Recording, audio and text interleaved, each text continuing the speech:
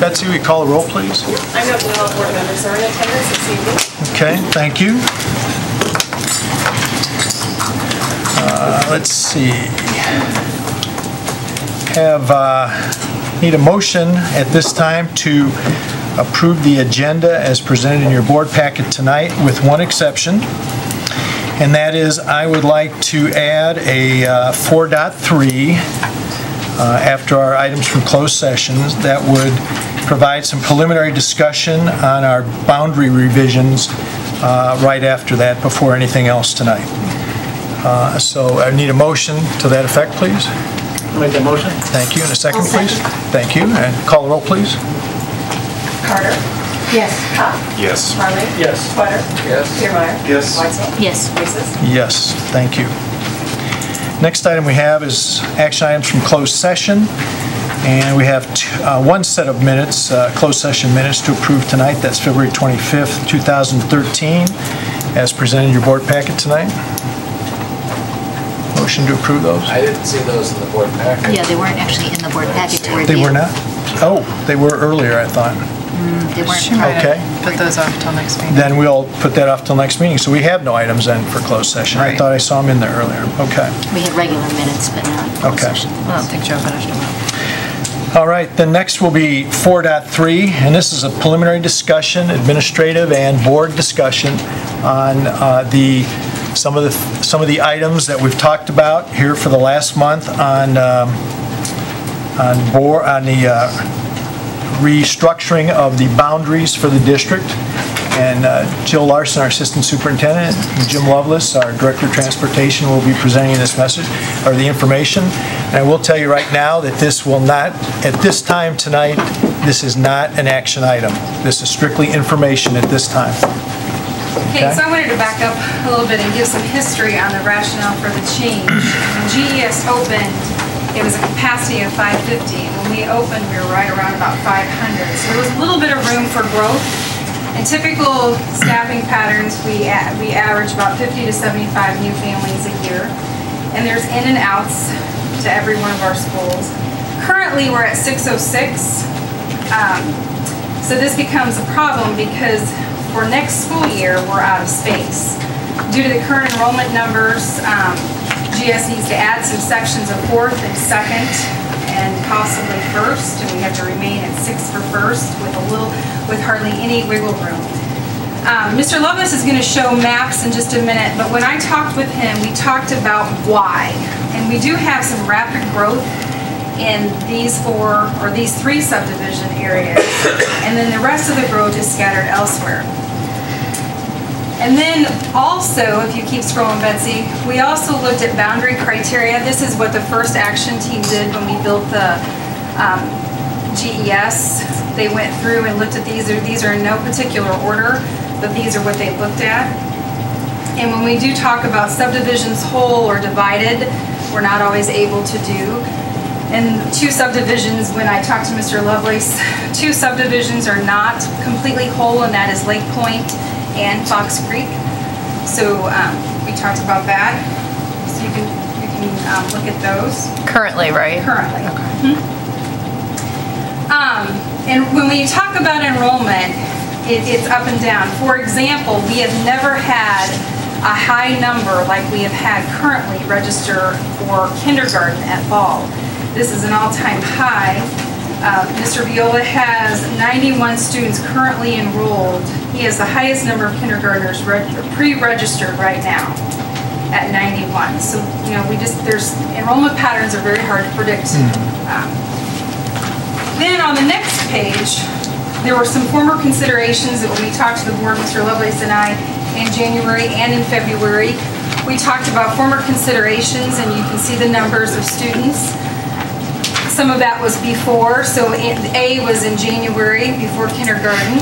B was after we had some of that, and we talked about making multiple moves and affecting all 3 buildings. The issues with some of these moves were going to be that it doesn't allow us to, it will max out all of the available space at Ball Elementary, as well as We need to make sure that we are going to send our pre-K, because we made a promise to our community that we would send pre-K back to its home schools once the additions were added on to GES. So some of those, because of spacing, just did not look like they were feasible. So then we also looked at C, all of Fox Creek, and it's still too much for Chatham to handle. And so under consideration was Fox Creek, and I want to, specifically say south of Garvey. We don't split a road, it's south of Garvey. And Mr. Lovelace has pointed out to me after the last board meeting that it already is a split subdivision because some of those streets have always gone to Chatham Elementary. Now, the board also can look at a no change, and this is what it's going to require. Because we need to add additional sections, we will have to take the staff lounge, the music room, the art room, and there's other issues that Mrs. Kuhn and Mrs. Burke and Mrs. Lennon Mrs. Clinner will have to figure out, because you're going to have issues with special schedules, lunches, which we're possibly going to have to add staff, and special education. We would also have to, we could say we got to put a cap on kindergarten registration, because we typically had 30 last year come in August. We could cap that and start doing the cross-boundary transportation like we are currently doing.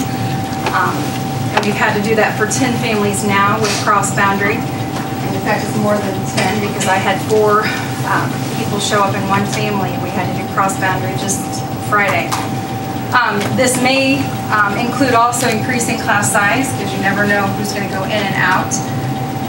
And then there's not a structured classroom for special education at GES. We just don't have the space. So currently those students are transported to Chatham Elementary. The good thing is the construction is going to be done sooner than what we predicted. We predicted that was going to be 2 years out, and it's going to be April 2014 with a new capacity for GES at 750.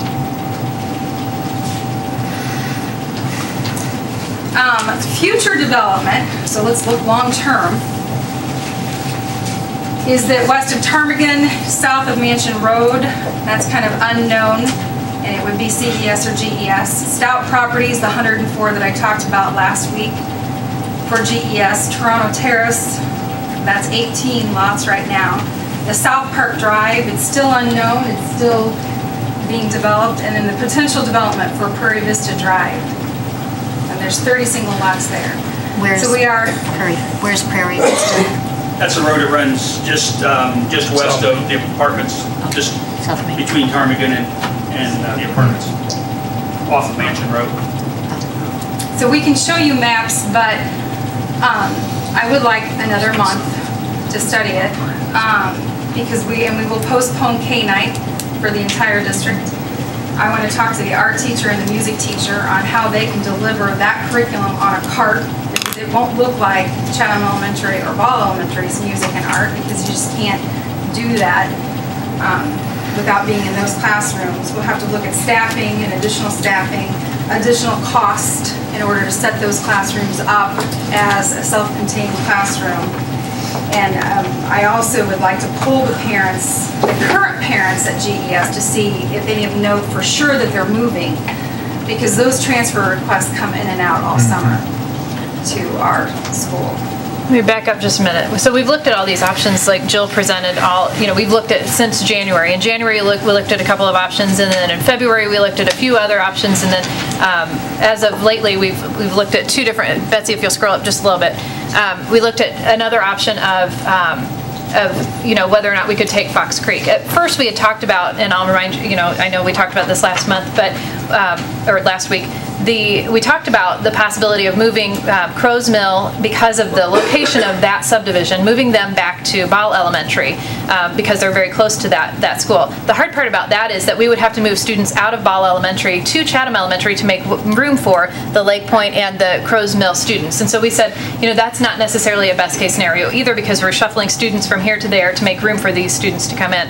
So we revisited in this past month, and we sent a letter out to families to let them know that that was being discussed. Because one of the things when we had the Manor Hill discussion was, you didn't tell us this was going to be public in a public board meeting, so we'd rather have known ahead of time. So we responded to that by sending a letter out to the Fox Creek families to say, this is going to be part of a discussion, and that this was what we were looking at. When we did that, then, we got some input from families, and some of the families were saying, wait, this is only a temporary issue, which is actually true. It is a temporary issue because we're adding on to Glenwood Elementary, which is exactly true. So they said, can we wait for this discussion? Can we wait another year and allow that building to grow in size, and then allow, our families obviously can stay here. And we said, let's explore that. Now, on the flip side of that, we said that if we did make a commitment that if we move the Fox Creek families that we were talking about, if we move those students to Chatham Elementary, we will commit to keeping them there, because yet another move wouldn't make sense. Again, we're trying to trying to minimize that, even though the growth in the district we need to do something. And so what we said was that no, we would find another location in the district to adjust when we have those additions built to Glenwood Elementary. But like I said, in our response to the feedback we've gotten from parents, which is this is just a 9-month issue, because in April of 2014 we would have this building addition completed. We said, let's go back and look at it. And what we're asking you to do tonight is to let us give us a little bit more time to figure out what the ramifications of that type of proposal would be, because it's a very valid point that this is a short-term fix. Fortunately, our community came out and supported us on the referendum and said, yes, we do need to add on to our schools. We know that that's an issue across our district, and so they're absolutely right when they say that, can we buy time until that addition is complete? And we're still weighing that. It's a very difficult proposition to make, because on one side, it makes sense that we can try to wait until that addition is complete. But on the flip side, it means that we're going to have to take our music room, our art room, and our teacher's lounge all for classroom space, which means then that the impact is that we would have music on a cart to push into the classroom, as well as art on a cart. Music is a little bit easier to do than art, because as you can imagine, painting and clay and all of those issues are not necessarily feasible on carpet in a classroom. So we're worried about that aspect, as well as the fact that at that point then we have nowhere else to add in that building, nowhere else to add another classroom. So in August, if we have a big boom like we've seen in the past in some areas, sometimes we just think there's something about second grade this year that just is huge. That happens to us often, and we don't foresee until August when we start registering students. If we get something such as that, then we're going to have to either add to the classrooms that we have available, which means increasing class sizes, and that's not a good thing that we want to do. But then the other option is to do what we're doing currently, which is to bus students. When they walk in the doors here at the district office currently this year, Jill has to call Jim and say, can I transport a student, because I don't have room at this school for this grade level because they're already at capacity, or they're already beyond their class size, what we want to keep them at. So then we'll bus them to another location. And as you know, we just heard Governor Quinn say that transportation is 19%. His recommendation is 19% proration of transportation. So that's not a good answer either. But we're making it work this year, and there are times that we have to send a van because it doesn't make sense to send an entire bus to a location to transport a child all the way across the district. It also is very difficult for our families because they move into the district, and then as they're coming into the district, Jill has to look to see if we can place them in the school at the school that they're assigned to, and if not, then they're not with their neighborhood kids, and no one in their neighborhood is with them. So it's and that's a difficult thing for a child just moving to the district too. So, and she's tried not to split families, but sometimes there's one where we have room for your second grader, but your fourth grader, there's just no room at that school. So, do we split the family? And we've tried to keep families together, but it's a very difficult situation to be in on both sides. Well, right now it's kindergarten, third grade at GCNNTV and at Ball. And you have 10, you said, families that you're doing. That are sitting well. There's 14 now. 14 that we're having to transport to different. 14 families? New move-in families. And your policy does allow that. I mean, board policy allows that if you get to a certain point that you can do that. You can assign them, we can assign them to another school based on where the enrollment, dictates. So we have that ability, but it's not necessarily best case scenario for those families either, or for transportation issues, but mainly for the children that are just coming to our district and can't attend with anyone in their school, in their neighborhood. Well, and I asked Mr. Lovelace about the number of vans, and we don't have enough vans to keep accommodating what we're doing right now. When we have people who come into the district new and we send them to a school outside of their neighborhood school, do they go back that would be the next plan, year? is if we would take them back. Some of them have expressed to me that they're not for sure they want to do that. That they would rather stay? And I currently just we're had, giving I had them... 2 moms tell me that just recently. Wait, you have 2 moms tell you that their child is not going to their neighborhood school They And like settled where they're at in. right now. and we're special busing, providing But special they would- transportation at a cost, a significant cost. And then what we would do is typically what we've done in the past is to, in the past couple of years, if it is helpful for the district and the parent says that they'll transport, if it helps us in terms of not having that, that big boom in that class or, that size, then we would allow it. In the past, we've done that on occasion when the parent says, yes, I'll transport. So we've tried to make those accommodations. So for example, if the families that Jill is having to assign to another building this year because of our enrollment, that's not their neighborhood school, if they say, we're settled in, everything's going well, can we transport ourselves and continue to stay in this school, then we would allow, as long as it doesn't mean adding, another teacher to that section, or it doesn't mean, having those big class sizes at that school, wherever they're at. But if it helps us in terms of enrollment balancing, then we have allowed it in the past couple of years. I don't know about cost, but I don't know what the cost is to transfer these kids back and forth. I'm sure you can put a number on it. But would it be cheaper? And something we may want to look at is a temporary classroom, a mobile classroom there for a year or 2, or for a year only, for 1 or 2 classes for art or music on that location. Possibly. That's another option. I don't know what the cost We is. would just have to figure out how to secure that so it's safe. Yeah, the one thing I know that, Additional cost there. Right, especially right. You worry about security a little bit, unless you have a courtyard situation like at the middle school where you have it enclosed. It's a little bit, difficult with security, and you want to make sure that it's part of a locked security. But we could talk about it. one thing under Carrie when she was assistant superintendent, now under Jill, we've taken great strides at all of the elementary buildings to make sure that the educational experience at each one of those buildings is as close to being the same as is physically possible. And that has been an ongoing project over the last several years. So, buildings are new, buildings are old, but the educational experience is what we really need to concentrate on, and what kind of education our students are getting in each one of the buildings.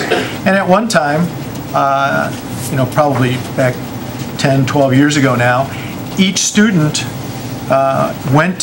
we didn't have neighborhood schools for elementary, we had grade centers. So each child in the district attended school at each building for over their 12 years in the district. So this is something that because of the growth in the district, it's really kind of complicated things and really kind of got us all kind of trying to look for the right mix of things. And I think that's what you're asking for right now, is after long discussions, and it's not easy. And we'd like to have it so that we could have everybody there. We wanted it when we built that school out there, and Alan and Lisa and Linda and John were here at that time, and it because of the cost, the additional cost of building that school up to the 750 student level was prohibitive at that time. We cut it as a board. We cut that back to the 500 students, knowing that we would have to do this, what we're doing right now. This was a planned growth. It just, the growth of students in the district has, I don't think it's caught us by surprise, because it's always been this way in the last number of years. But it's critical at this time, and it's critical that we do it. And I encourage us that we're going to have to look at this yearly because of those future developments. Absolutely. I mean, that's what we know of as of today, which, when you drew the original boundaries, you didn't have all that information. No. So, Jill, am I understanding then that you want to delay this decision for a month? Correct. For you to study it more, but also to get community input as to what just listen to what people have to say. What mechanism are you going to use to get the community input? Well, I've talked to several by phone, but email as well, or if they want to Several set up by- a meeting. Email or phone, I've talked to several by those two. I would be more than happy to sit down. We can and talk with survey, them I mean, we as can well. survey We can the do a GE survey. parents as a whole, or, And you I know, would that's add an easy that, thing yeah. for us to do, to collect information. But I'd like to see you talk to the PTOs. You know, have the PTO have a forum or an opportunity for people to come together to discuss this, help us think out of the box, but to have a community discussion. Absolutely. And PTO, I think, is a good Yeah. mechanism to do that. I think the important thing is to remember that we haven't called for a vote. I mean, we haven't recommended, Right. only you can call for a vote, but we haven't recommended any kind of action until we know exactly what the implications are going to be. And, you know, whichever direction, you know, whichever section of the district is considered, or whichever, you know, if we decide not to, there are implications on either side. And we're trying to make sure the decision that we make is going to be a good one. And, you know, while we thought we had things ironed out, it was, you know, on the flip side, there are some things to consider. And the biggest one to us is the fact that the building does have an addition planned, and that we're going to start breaking ground. And so we need to make sure that we consider that. And like I said, we want to weigh all, not only just, you know, the neighborhood, but also, you know, Fox Creek neighborhood, but also the rest of the families, according to, you know, what the implications this may mean that we have art on a cart or music on a cart, and what does that look like. And like you said, or maybe there's some outside of the box thinking that can be solutions too, not, you know, rather than.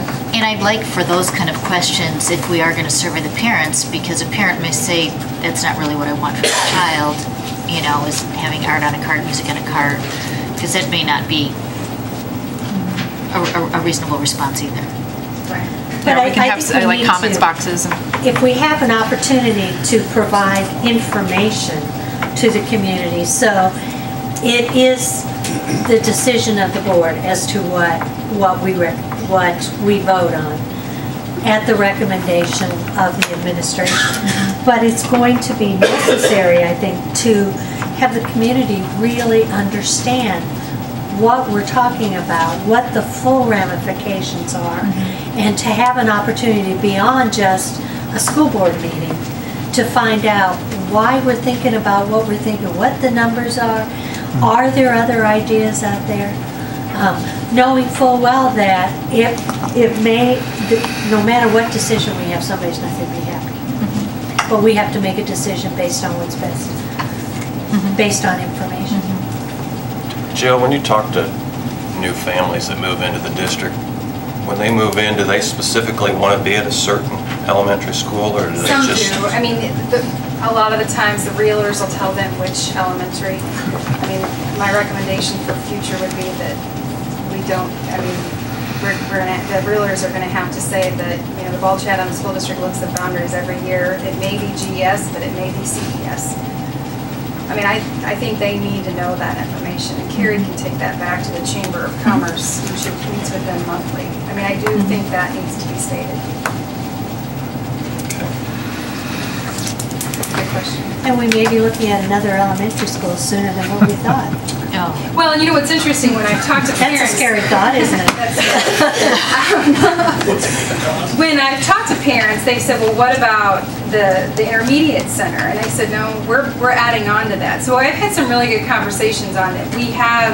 We are building on to the intermediate school, so it can house up to 900 students as well, along with the middle schools ready for large numbers as well. So, I mean, and that the high school is going to be added on to. So, I mean, we've had some really good conversations. I don't think people realize how much building we do have in the next 3 years toward this round, and to each building. And what a compliment it is to the district. I mean, that's what we keep trying to say too, is that, you know, it's a huge compliment to the district. And there was an article in the paper just this weekend about the growth, and that while it's stagnant and dropping elsewhere, that we still have seen, you know, strong growth. And I think it's a huge compliment to the community and to the organization as a whole that we have this type of a problem. We're not closing schools like some school districts are. And instead, we're looking for where are we going to house the extra students that we see every August. And that's a great problem to have, for sure. It's a huge compliment to the community. Can Mr. Lovelace run through his maps real quick? Please, yeah. That's it. Do we have to take a vote? Really what, when we started talking about boundary changes, as we did last year, first thing we did was try to develop some criteria to help us build those boundaries. I know Mrs. Carter was on that committee, and Mr. Nusis, both you guys were on there. So you know what pains we take to try to figure out what reasonable boundaries are. Some of the things that we look at are some of the natural boundaries. Now that we have boundaries for the 3 elementaries, when we started talking about what made sense as far as moving, we did talk about, because when we built the boundaries as they exist today, the Fox Creek area and the Lake Point subdivision was an area that we moved after we had considered the boundaries. We actually moved them later into the GES boundary with the thought that someday we may move those back. Someday wasn't really expected to be 2 years later, but the thought that maybe someday that natural I-55 would be the sort of natural boundary, much like Route 4 had been. But when we started talking about options, we sort of quickly come to the conclusion that moving students out of Ball to make room, moving kids from GES into Ball, moving kids out of Ball into Chatham was sort of almost counterproductive. It affected a lot more families. So when we started, this is the current boundary as it is today. Walnut Street, where the red line is, Route 4, the north and south, and Plummer, sort of a little less. And this is just west of current Fox Creek. So using sort of natural boundaries, we typically don't try to divide down a street like we did here on Plummer, but it was based on student population at the time, knowing that it's primarily a commercial area, not really having houses on the north and south, was sort of a natural cutoff point. As we started talking about, again, potentials, one of the first things we're going to look at is we're going to look at areas that are contiguous to the current boundaries. The likelihood of carving out something in the center of a GES district to move to one school or the other isn't a common sense approach. You're going to look at something that's near the boundary. It gives you some economies when you start looking at, we're already transporting students from south Fox Creek, Quail Meadows, and South Winds. We're already transporting those students. Looking at Fox Creek as an example, sort of makes some natural sense. We also looked at the east side of Route 4 down here in the corner, which would have included the Cottonwood area, the Walnut Park area, looking at some of those areas. And as we looked at a number of different ideas, we start doing student counts. Mrs. Larson had a pretty good idea of the number of students that we were looking for.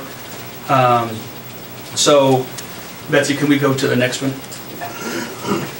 So what we did was, with our transportation program, we're able to put students on the map based on where they live currently. So that's what we did.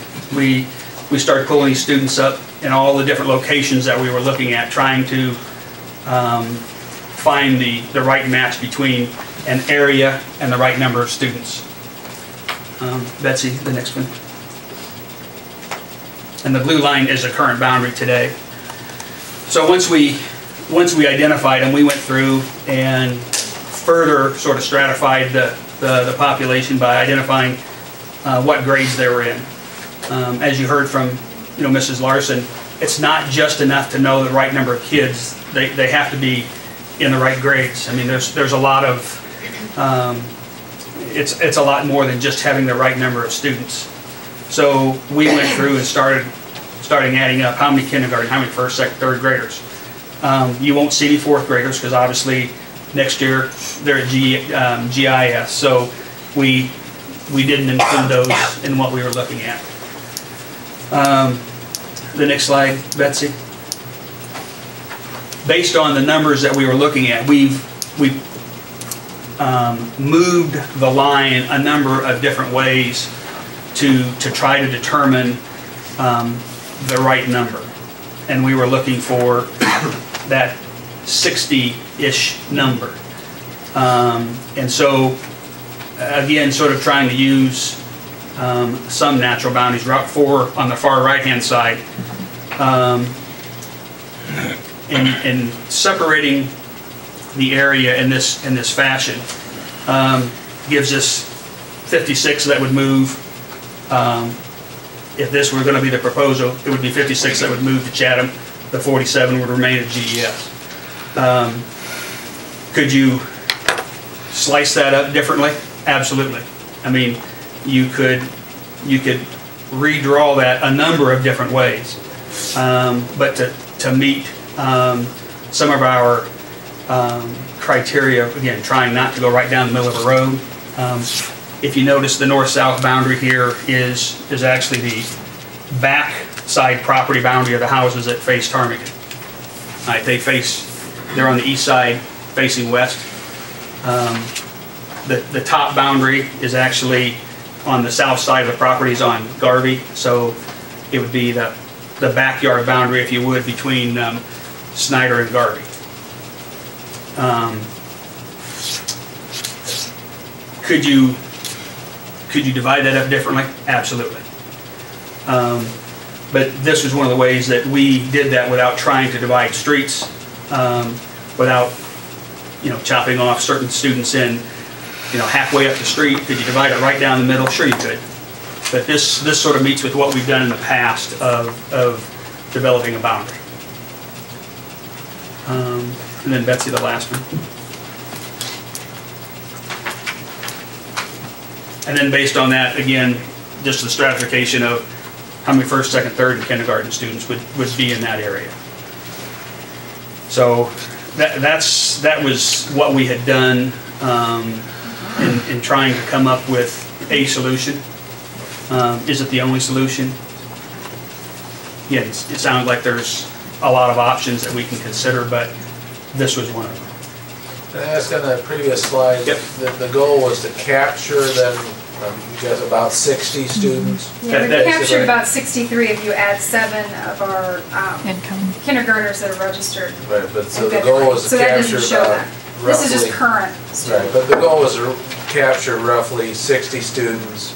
Yes. Yes. From GES, yes, to send them to yes, Chatham Elementary. That's because correct. There's space at Chatham Elementary, but there's not enough space at GES. Right, correct. Okay. That's correct. And again, we've looked at other options, and Mrs. Larson showed you some numbers. Some weren't enough, some were too many. I feel like the free bears thing, but that's not exactly okay. I mean, so we need to move 60 or so kids out of GES. How much space is available at Chatham? We have plenty of space. There's plenty of space. So there'd be space. Would there be space for the whole subdivision at Chatham? No, there would not be. No. Okay. Because you got to remember, we've made a promise to our pre-K that we would go back to our home schools. Right. So we need to reserve that space, at least 2 classrooms at Chatham Elementary, in order to do that in another year. Right, but what I'm saying is the 110 is too much. Yeah, it's too much. Then you'd be worried about the same thing that we're worried about GE, how many are moving into that area. Right. And right. Because we do have some areas that we know in the Chatham that have potential for growth. And is it this year? I don't know. I mean, we don't all know, but we know that we're certainly needing the county and building permits, housing starts. So we know they're coming. As you said, we know it's a good thing. I guess I would just like to point out that you know, we have a boundary today. The likelihood of that staying the same, you know, forever is very slim. We never ever intended that it would be always be the same. We didn't know when that would take, you know, when it would be required to be moved again. We balanced the schools as best we could when we built the boundary. The goal is to keep that balanced for lots of reasons. And I guess I would just sort of caution that, you know, we're always going to look at areas that are contiguous to the current boundaries. You know, we're always going to look to those areas first. You know, I've talked to, I don't know, 10 or 12 different people that have called and asked about, you know, had inquiries about what we were doing. And, you know, some suggested, well, what about this subdivision or that subdivision? But if you look at, and I'll just, you know, say Capitol View for, you know, for example, logistically, we can't get those students to Chatham Elementary if that was a Chatham. It's right in the middle of GES's boundary. A Piper Glen is sort of the same thing. You end up with a hole right in the middle of GES's boundary. The likelihood of doing that, or that being recommended, I guess, is not very great because it just doesn't make sense logistically to do that. The other problem with the cross boundary that we talked about, you know, we've sort of, I know we in transportation sort of hold our fingers every time Mrs. Larson calls and says, okay, we have no student, because if that student, you know, lives at the lake and they can't go to ball, I mean, you know, we have a problem.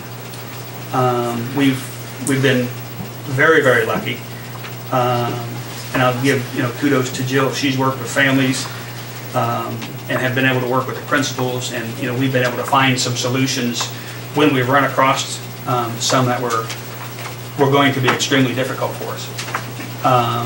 So to do that for another year, I feel lucky at times, but I don't know if we'll be that lucky for the next year.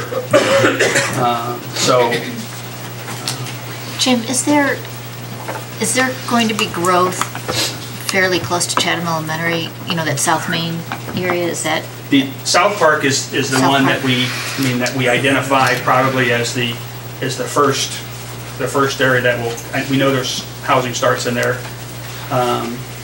I don't really know about north of South Winds. You know, that Savannah Drive is really earmarked to go all the way through to North Point out there. I've not really seen anything that indicates that they're doing any of that yet, but I mean, I know that's the plan. You speak with the folks at the village. I mean, that there is a long-range plan to develop that. I don't know when that'll happen. You know, my guess would be that the property on Iron Bridge will be ahead of that. But we know in South Winds that there are houses being built in South Winds. Or South Park, I think, not South Winds. South Park. I apologize. South Park. Other questions? Anything else? As Jill mentioned, one downfall to delaying our conversation so we can study it more is that we have kindergarten night planned for, already on the books for April, but we can delay that. We talked to the principals today about is it, you know, is that okay? Can we do something, you know, such as reschedule that K-night orientation? While we like to have the students in the school that, you know, for the orientation that they will attend, it's not necessarily, we don't have to do that because it's all the same information that they receive from all three schools. But if we can delay it until May, then, you know, that's probably best case scenario for this reason, because there would be a pocket of families who wouldn't know for sure yet which building to go to. So we are able to do that. She touched base with the principals to make sure that that was okay. The other thing that would change possibly is, and another reason we wanted to have a decision is for staffing patterns. We will have some teachers, elementary teachers, who would be moved one way or the other depending on what a decision is, but again, that's something that we can still do after. Because they wouldn't move till after May anyway. Right. I would say perhaps we may not want to articulate the list of priorities, but I think we all can kind of agree that to the least extent you can move boundaries year to year, the better off the district is, although we know that that's not entirely possible. But also, I would say even a higher priority to me is you can't take a family and make them move from one grade school and then, 2 years later, move them back. I mean, that would be a high priority too, that you're not gonna make a family who's gonna have to put up with one move, and then 2 years later, make them move back to a different grade school. So that would be a high priority. And that's unavoidable with this situation, because no matter who we take out of the new school, because it's new, everyone had to move there. No matter what subdivision we pull, that would be the case. But you're right, after that point, the goal would not to do that anymore after this point. Right, and then of course you would want to try not to split up children of the same family, split up families. But, yeah, I don't think it's easy. No. Any other discussion? Thank you, Joe. Thank you, Jim. Based on the information here tonight, and we don't have to vote on this, but I think it's the consensus that we table this until further information is developed and it comes back at a later date, potentially in April, for any kind of board action at that time. So do we need a motion to table 9.1? No. You just don't take action. We just don't take action on it. And the consensus is to table it, so it will come back at a later date. Thank you. And I want to thank the elementary principals too. I know this is a tough time of the year, the end of the year, and looking at the beginning of next year and trying to accommodate all of that. So I want to thank them for all the hard work and making the accommodations that we've asked of them. Thank you. Can this information be put up on the website, or is there some method by which we can interact via the school website regarding this? Because that's obviously one of the things that got us in this problem.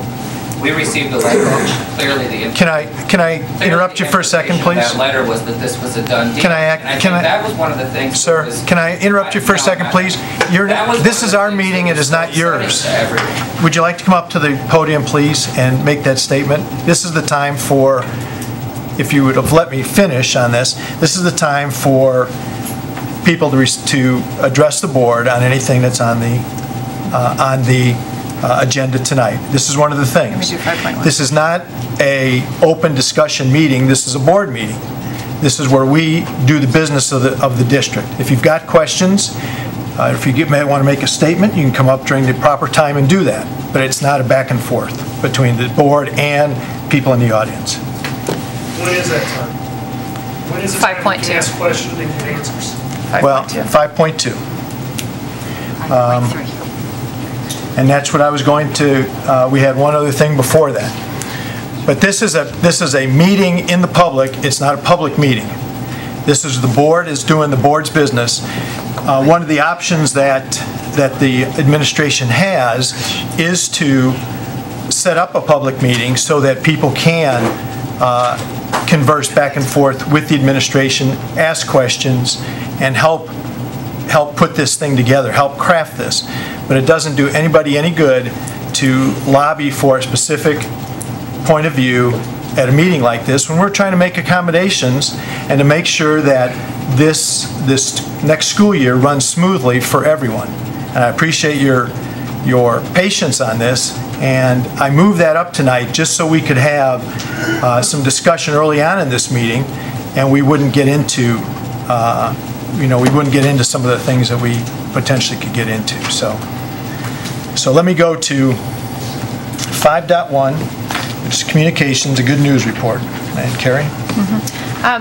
Good news, while we'd like it to be more funding than it is, but it is still good news. There's a statewide funding source that we receive on an annual basis, and it's about $3,000 for our library program, and our librarians are fabulous about turning in the proper paperwork and making sure that we get those grants secured and spending the money for our libraries. So while it's not a lot of money, it's still it's still a grant that we use and use it for student resources in the library. So that's good news.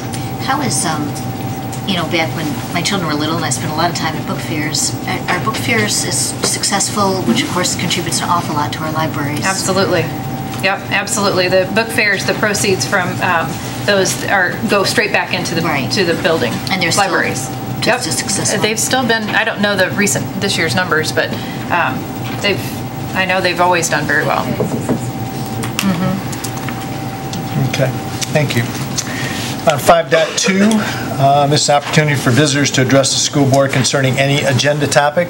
Can I just, this is our meeting, it's not your meeting, sir. If you would please just put up with us, okay? I really appreciate that. This is that opportunity for people to address the board. And if you'd like to, Mr. Scott, address the board at this time, I'd love to hear what you've got to say. Okay. 5-minute duration, please, and state your name for everybody. Thank you. Rob Scott. My question was whether or not this information can somehow be linked to the website so that we can have some sort of continuing awareness, transparency is an excellent word, regarding what's going on and how this is being done. One of the reasons that I believe we've had so many problems is because of the lack of transparency and the implication of the letter that was received by us on March 6th. Clearly, and perhaps it's open to different interpretations, the implication of that letter, as I read it, was that this was done and that this was a done deal. The things that made me believe that were the indication that read this was not a decision the district took lightly. The implication of that being that the decision was made and it was done. Another clue to me, at least that I took, was that you were going to offer us a transition plan for each Fox Creek North student. Those things to me implied that this was done. That was very troubling to me for a number of reasons. One, everyone here, I think everybody probably has different reasons why they're here, different concerns, different points of view. You referenced lobbying. My question wasn't intended to lobby anything other than an open flow of information. I think that has been abysmal in this situation. I watched the news last night with the story on here, and there was a reference by Ms. Van Alstyne to lots of options on the table. Yet, I was aware of no options. I don't believe anybody was previously aware of the process, was aware of the options, aware of the criteria, aware of even an opportunity to provide any input. A reference was made on the news story to open dialogue. I knew of absolutely no dialogue that went on. Perhaps there was. I understand Manor Hill was fortuitously contacted by somebody in the school system indicating that they were up for a move. Had they not been contacted, perhaps it would be Manor Hill that is packing this place tonight and not Fox Creek North and South, I do believe. A reference in the news story was made on cutting down on class sizes. I went and looked at the class sizes. Based on the numbers currently, at least as reported on the website, there are CES classes that are larger than what they are at GES.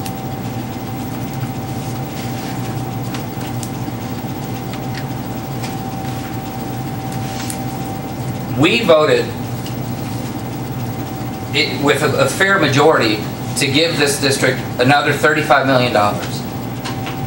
I felt last week that that was frankly taken for granted with very little consideration given to us. I will applaud you at this point and be the first one to do so for the change of heart. I do not know what prompted it. I don't care what prompted it, frankly. But I am thrilled to see it.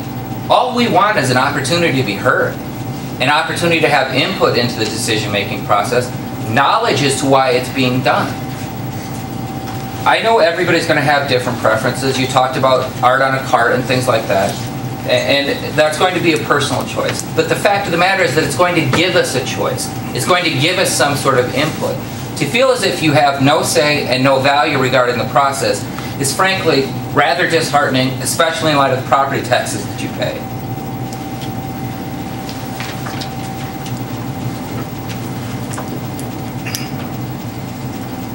One of the things that I commented to people afterwards that we talked about is, why are we looking at such a permanent fix for a temporary problem? I couldn't address it or articulate anything more to it because I didn't know what was going on. Because it wasn't open, it wasn't transparent. And I believe, apparently, at least now, that it's going to be. And frankly, I think that's all that people can ask for. I'm going to end it by talking about just something that I learned about. And I learned it from my daughter. I didn't know what a BFF was. But I do now. And to have my daughter come home and talk about her BFF that she goes to school with, that she wants to go to her house, she wants to have a party at her house so they can do this and do that, that means something to them. I'm of the opinion, and I'm guessing, that it's going to mean a lot more than art on a cart or music on a cart, which I understand maybe it won't for other people. I know where my input's going to be. Now maybe they won't be BFFs forever. Apparently it does change. I don't know. But for right now, I know what she thinks. And I know what she thinks is important. And I know who she wants to be around, and I know who she wants to be with. And I want my opportunity to communicate that to you folks. And I want to know how you're making your decision. After voting to give you $35 million, I believe we deserve that. Thanks. Thank you. Anyone else wish to address the board this evening?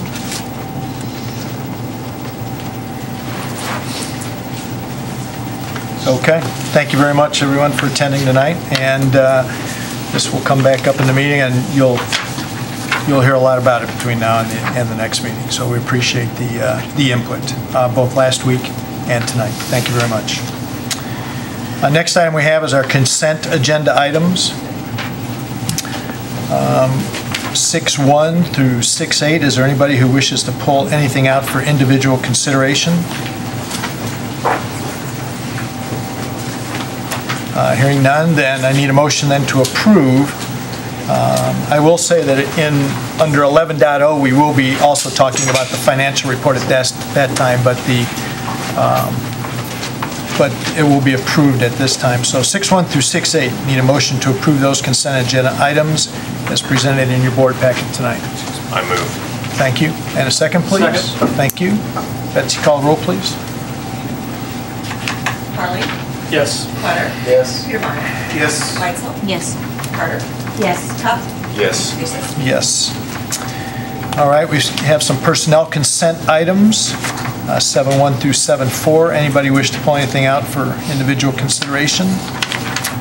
Not need a motion then to approve that as presented in your board packet tonight. Thank you, John. And a second, please. Second. Thank you, Alan. And Betsy, call it. Potter. Yes. Petermeyer. Yes. Weitzel. Yes. Carter. Yes. Tough. Yes. Yes. Reeses. Yes. Then we have some personnel action items. Let's see. These are individual items. That's next. We have, I don't know if we want to, Carrie, do you want to talk about this one first? This is our employment of a GIS principal. We are thrilled to, and if she will come forward. Oh, she's hiding back there. You have to make your first trip to the podium. We are very thrilled to be able to recommend to you for the opening of Glenwood Intermediate School Principal, Elizabeth Gregorich. And we're thrilled because she is currently very much a leader in our district. She is an instructional leader who guides the staff in the building as well as across the district. She really has an impact on many of us across the district and has done a great job in that leadership role. And we know that she will be attentive to instruction and just is very excited to get started, and we're thrilled to have her. She's been in the district for quite some time, and do you want to tell them how many years? For several years, since '92. It does say. We do have that up there.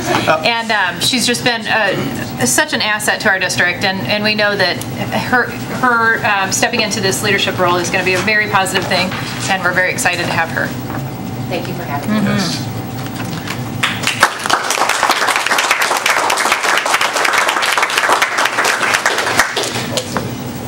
And if there's any comments, I'd like to make a comment on it. I was on the interview team that interviewed for the GIS principalship, and it was an amazing afternoon of interviews, and I think Liz will do a great job over there. Looking forward to it.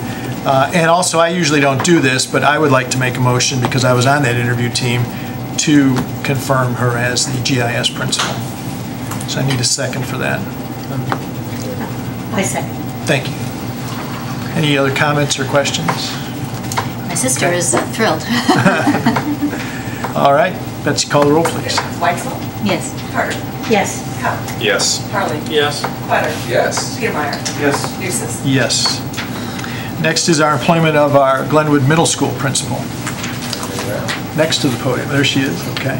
Again, I'm so excited to, it's pretty outstanding when you have two wonderful internal candidates that are just leaders in your district. And Tina Root is another very strong leader in our district. She has been, she's taught for us for several years as well, and she has been a leader in the area of department coordinator, mentor, team leader. She also has a leadership role in the BCEA and has been just an extremely strong figure in our school district. And we're thrilled to have her as well. She has with her, I'll have her introduce her two special visitors that are with her. Well, they came on their own. This was a surprise to me. Aw. Carson went on Google and looked up the time. He wasn't exactly sure where the district office was located, and this is Carson, my son, and my daughter Morgan. My husband could not be here because he has a board meeting tonight. So I'm very proud for them to see me take on this wonderful role, and they're my family in Ball Chatham. It has been my second family, so thank you so much for this opportunity. We're thrilled to have her.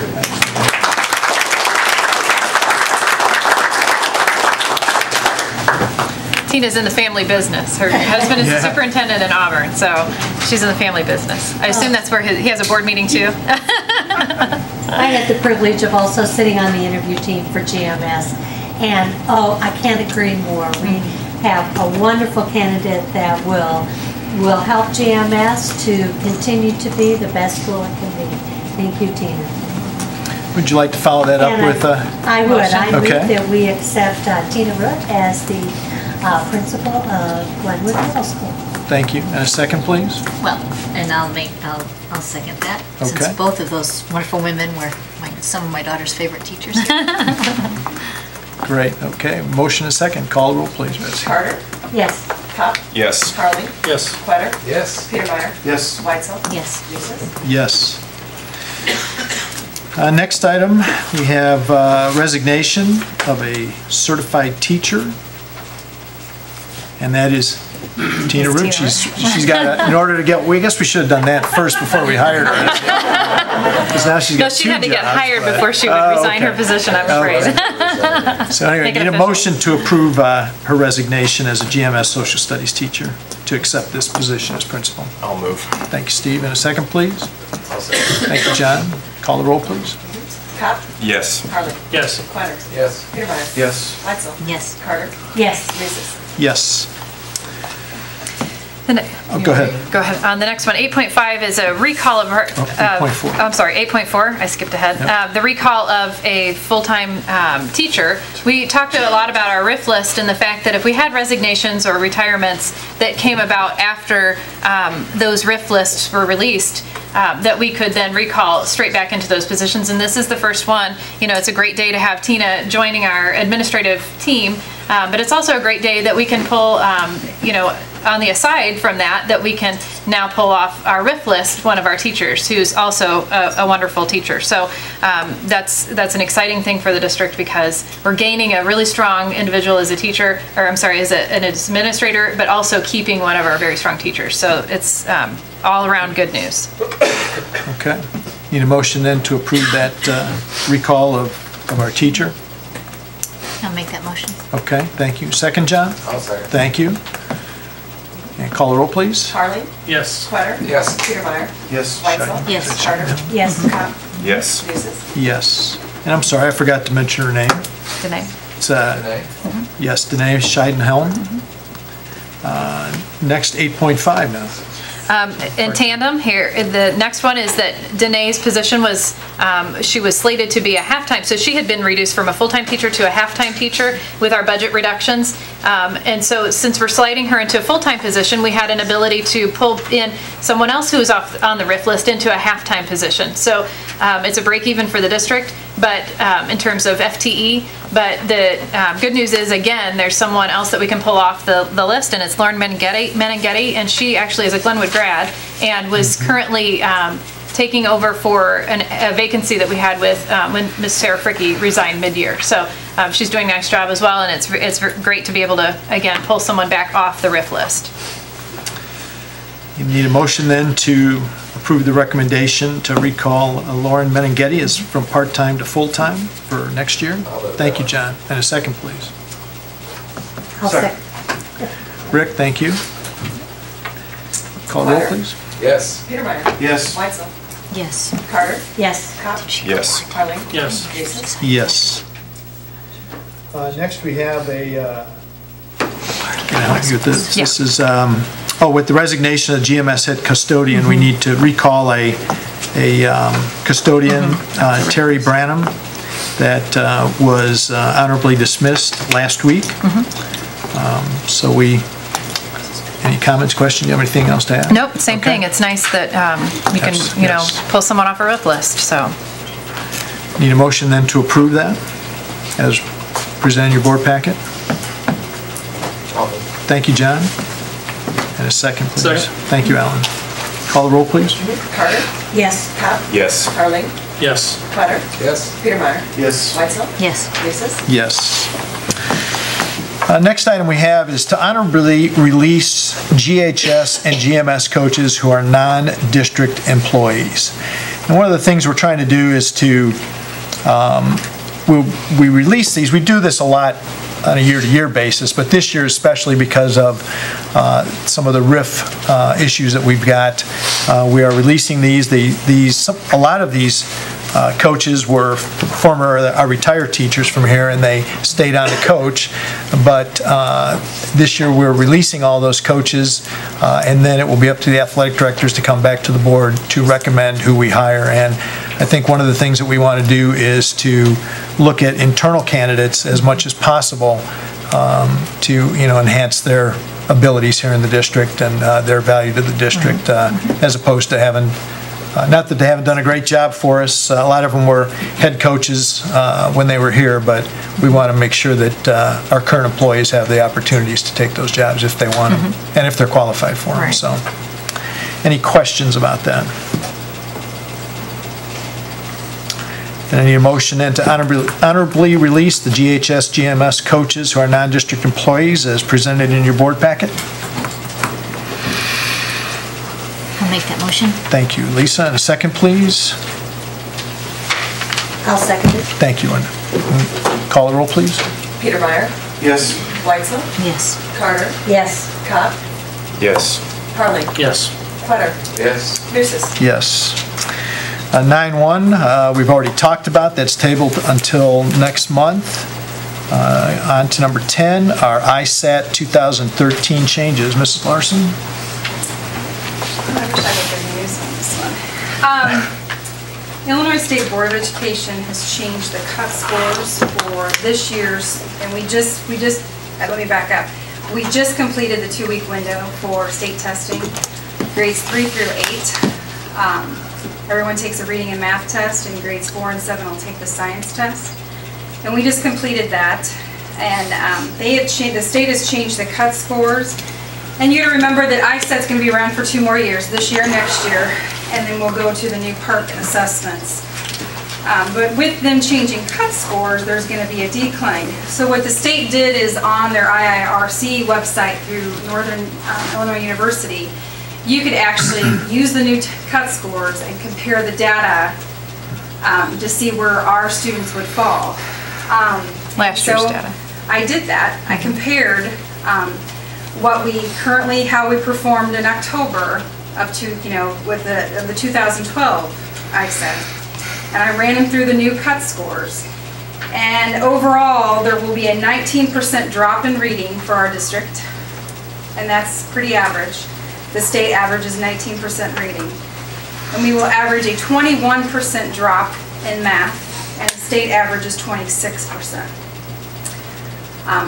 This is big news across the state because this is going to be very hard to explain to our parents. And here's what I had a principal, because they were all reading their email over the weekend, asked me, how do you want me to explain this to my staff? And I said, well, there's a couple of things.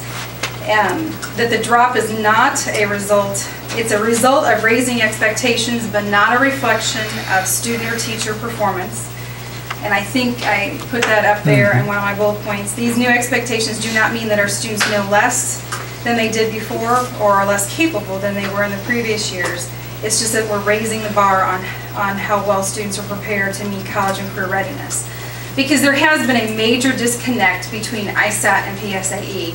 And PSAE is geared towards that college and career ready. And so with the rigor, they feel that these new cut scores and that the 2013 test includes 20% Common Core test items, that we are going to see a significant downward shift in scores, is how they term it. So my only concern is you're really not comparing the 2012 ISAT and the 2013 are two different tests.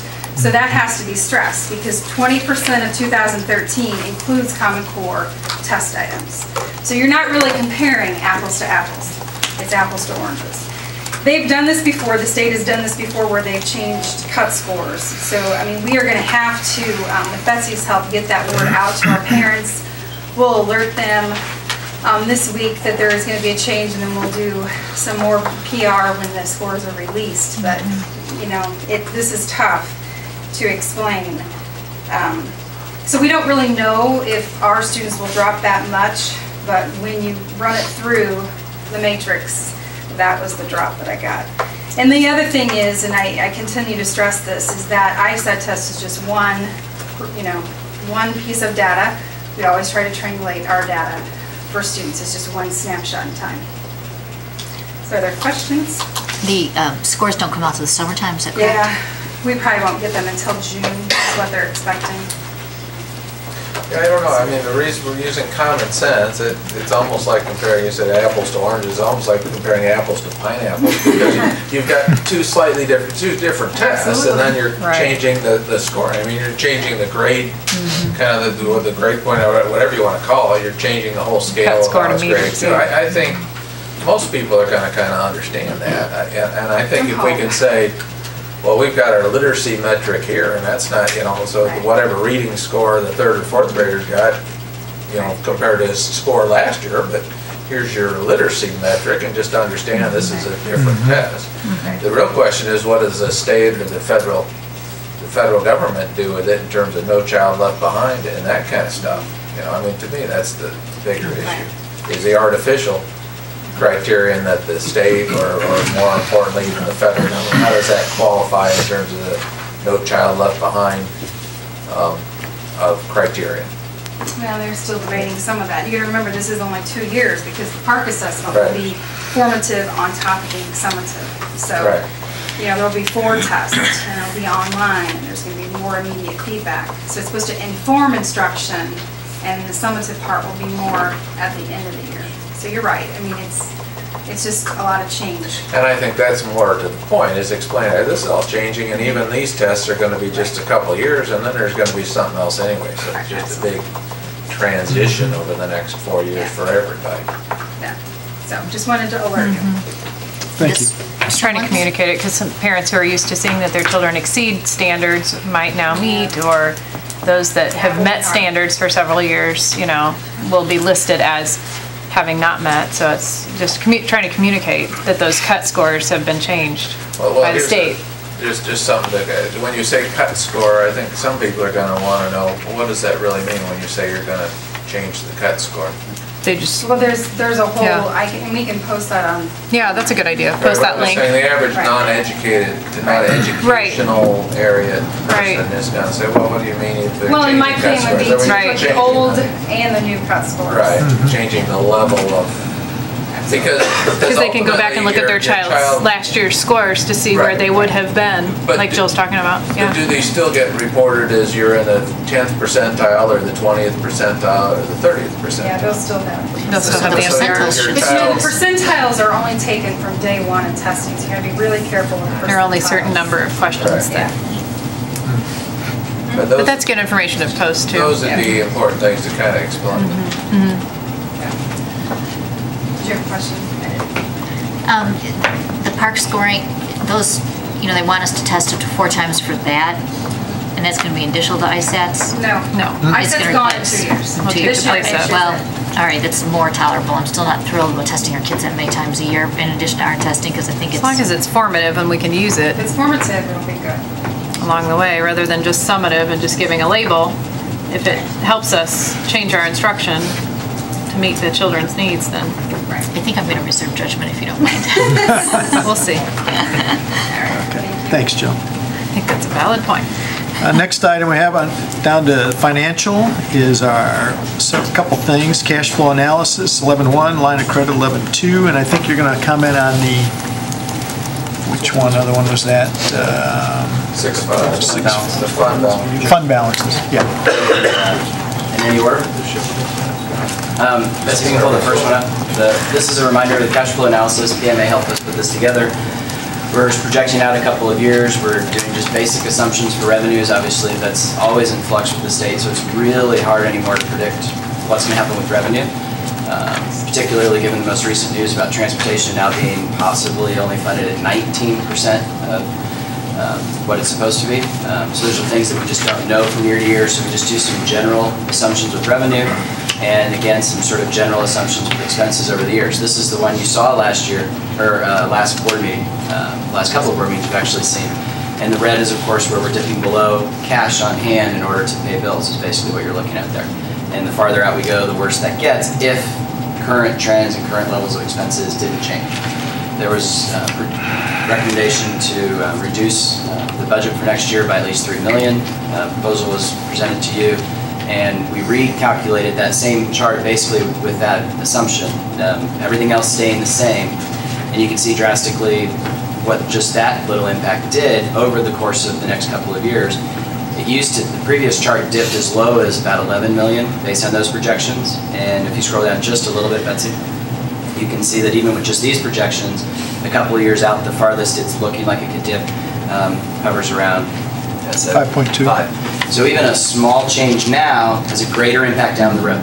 So the earlier you can make some changes, the better you see it down the road. So instead of waiting until you're in a $6, $7, $8, $10 million deficit, the sooner you can make any incremental change, it has a greater impact down the road.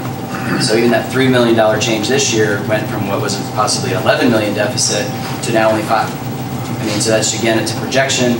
Things can constantly change, but everything else held the same, just that one variable changing, and you can see what it did to the projection. So we wanted you to have this to see what the recommendation that you approved last time had on the chart that you were looking at for cash flow. Yeah, Patrick, I was actually surprised when I opened this chart. When I had asked the question to have this presented this month, I actually expected it to go in the opposite direction and not just slower in the negative. Well, it cut it. I mean, it cut it quite a bit, but it just goes to show that there's still things that we have to do. And it's, again, assumptions on revenue. That can help drive it too. You know, could we become available for more grants than we used to be able to before? Maybe, as things change in the district, we don't know.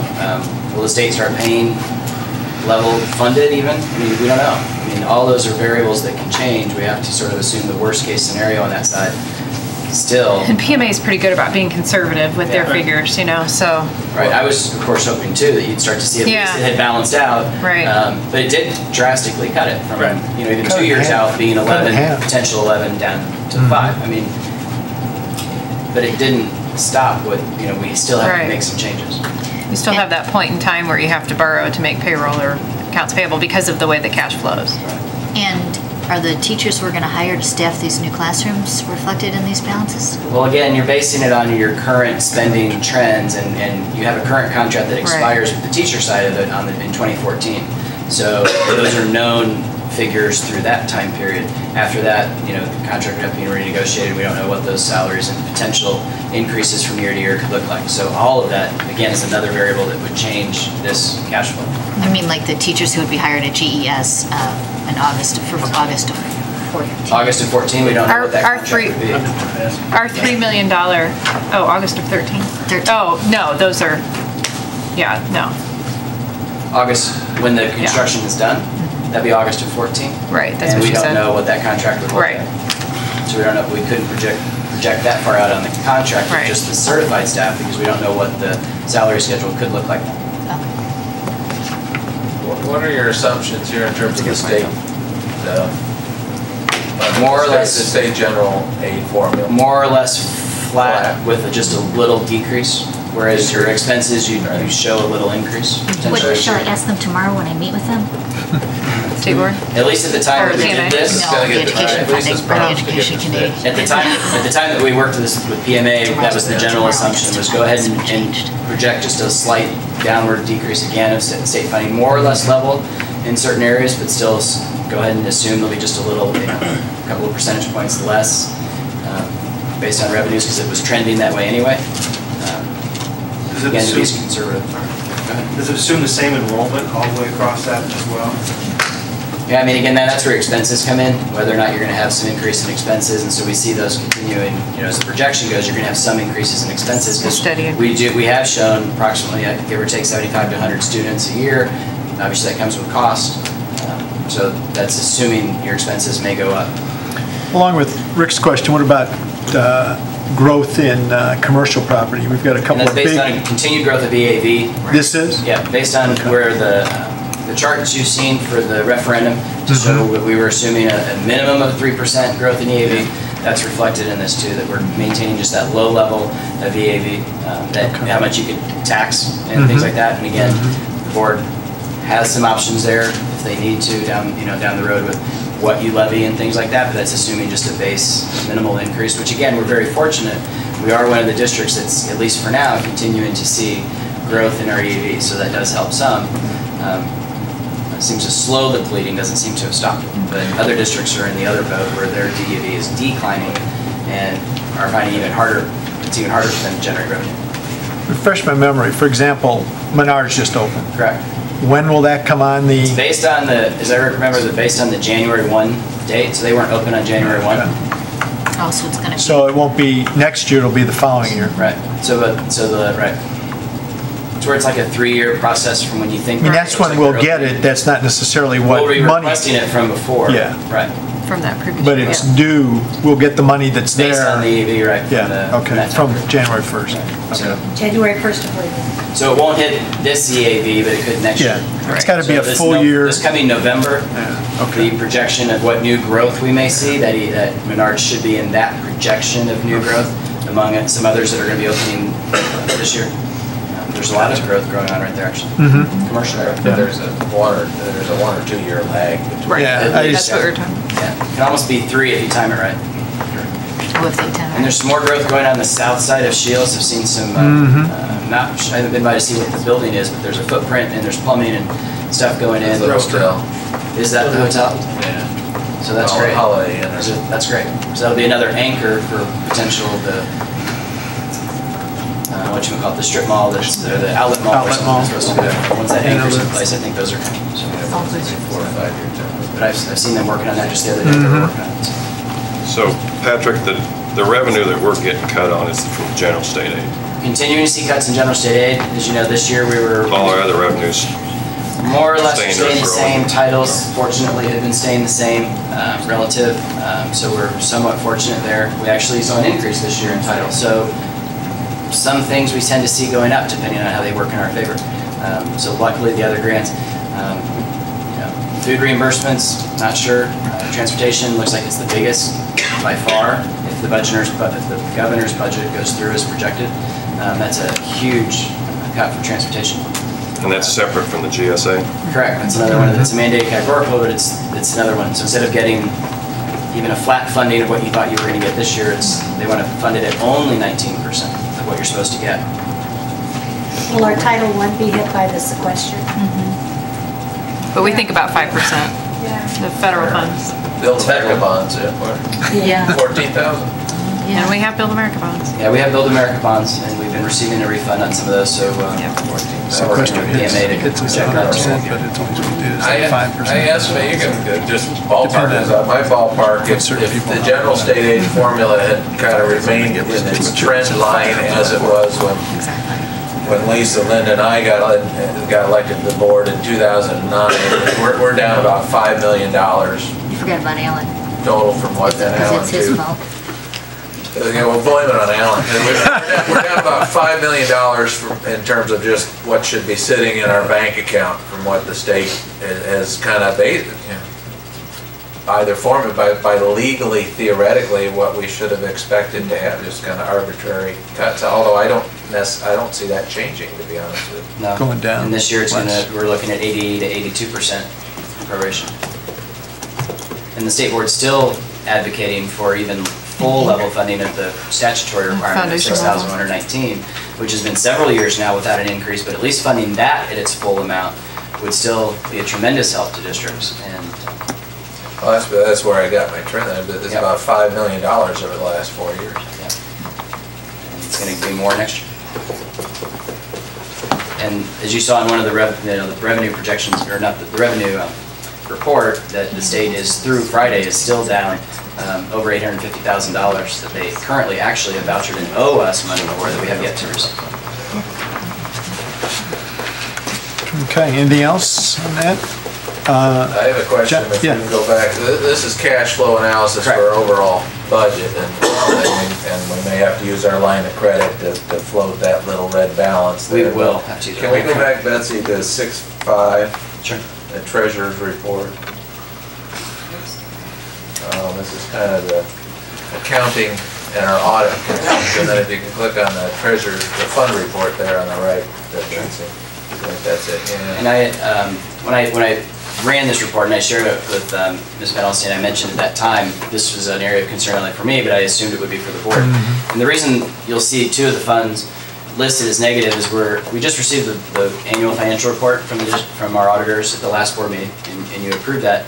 As a result of that, we have journal entries that we need to make in the financial software to report some numbers where they needed to be, and we're still working through some of those. We entered some. The numbers in our system didn't quite match what they were supposed to, so we're still working on some of them. So I don't have, this is the most current number, however, we're still entering those journal entries with them and trying to get the number where it's supposed to be and trying to track what's missing or why is it not showing the way it's supposed to in our financial software.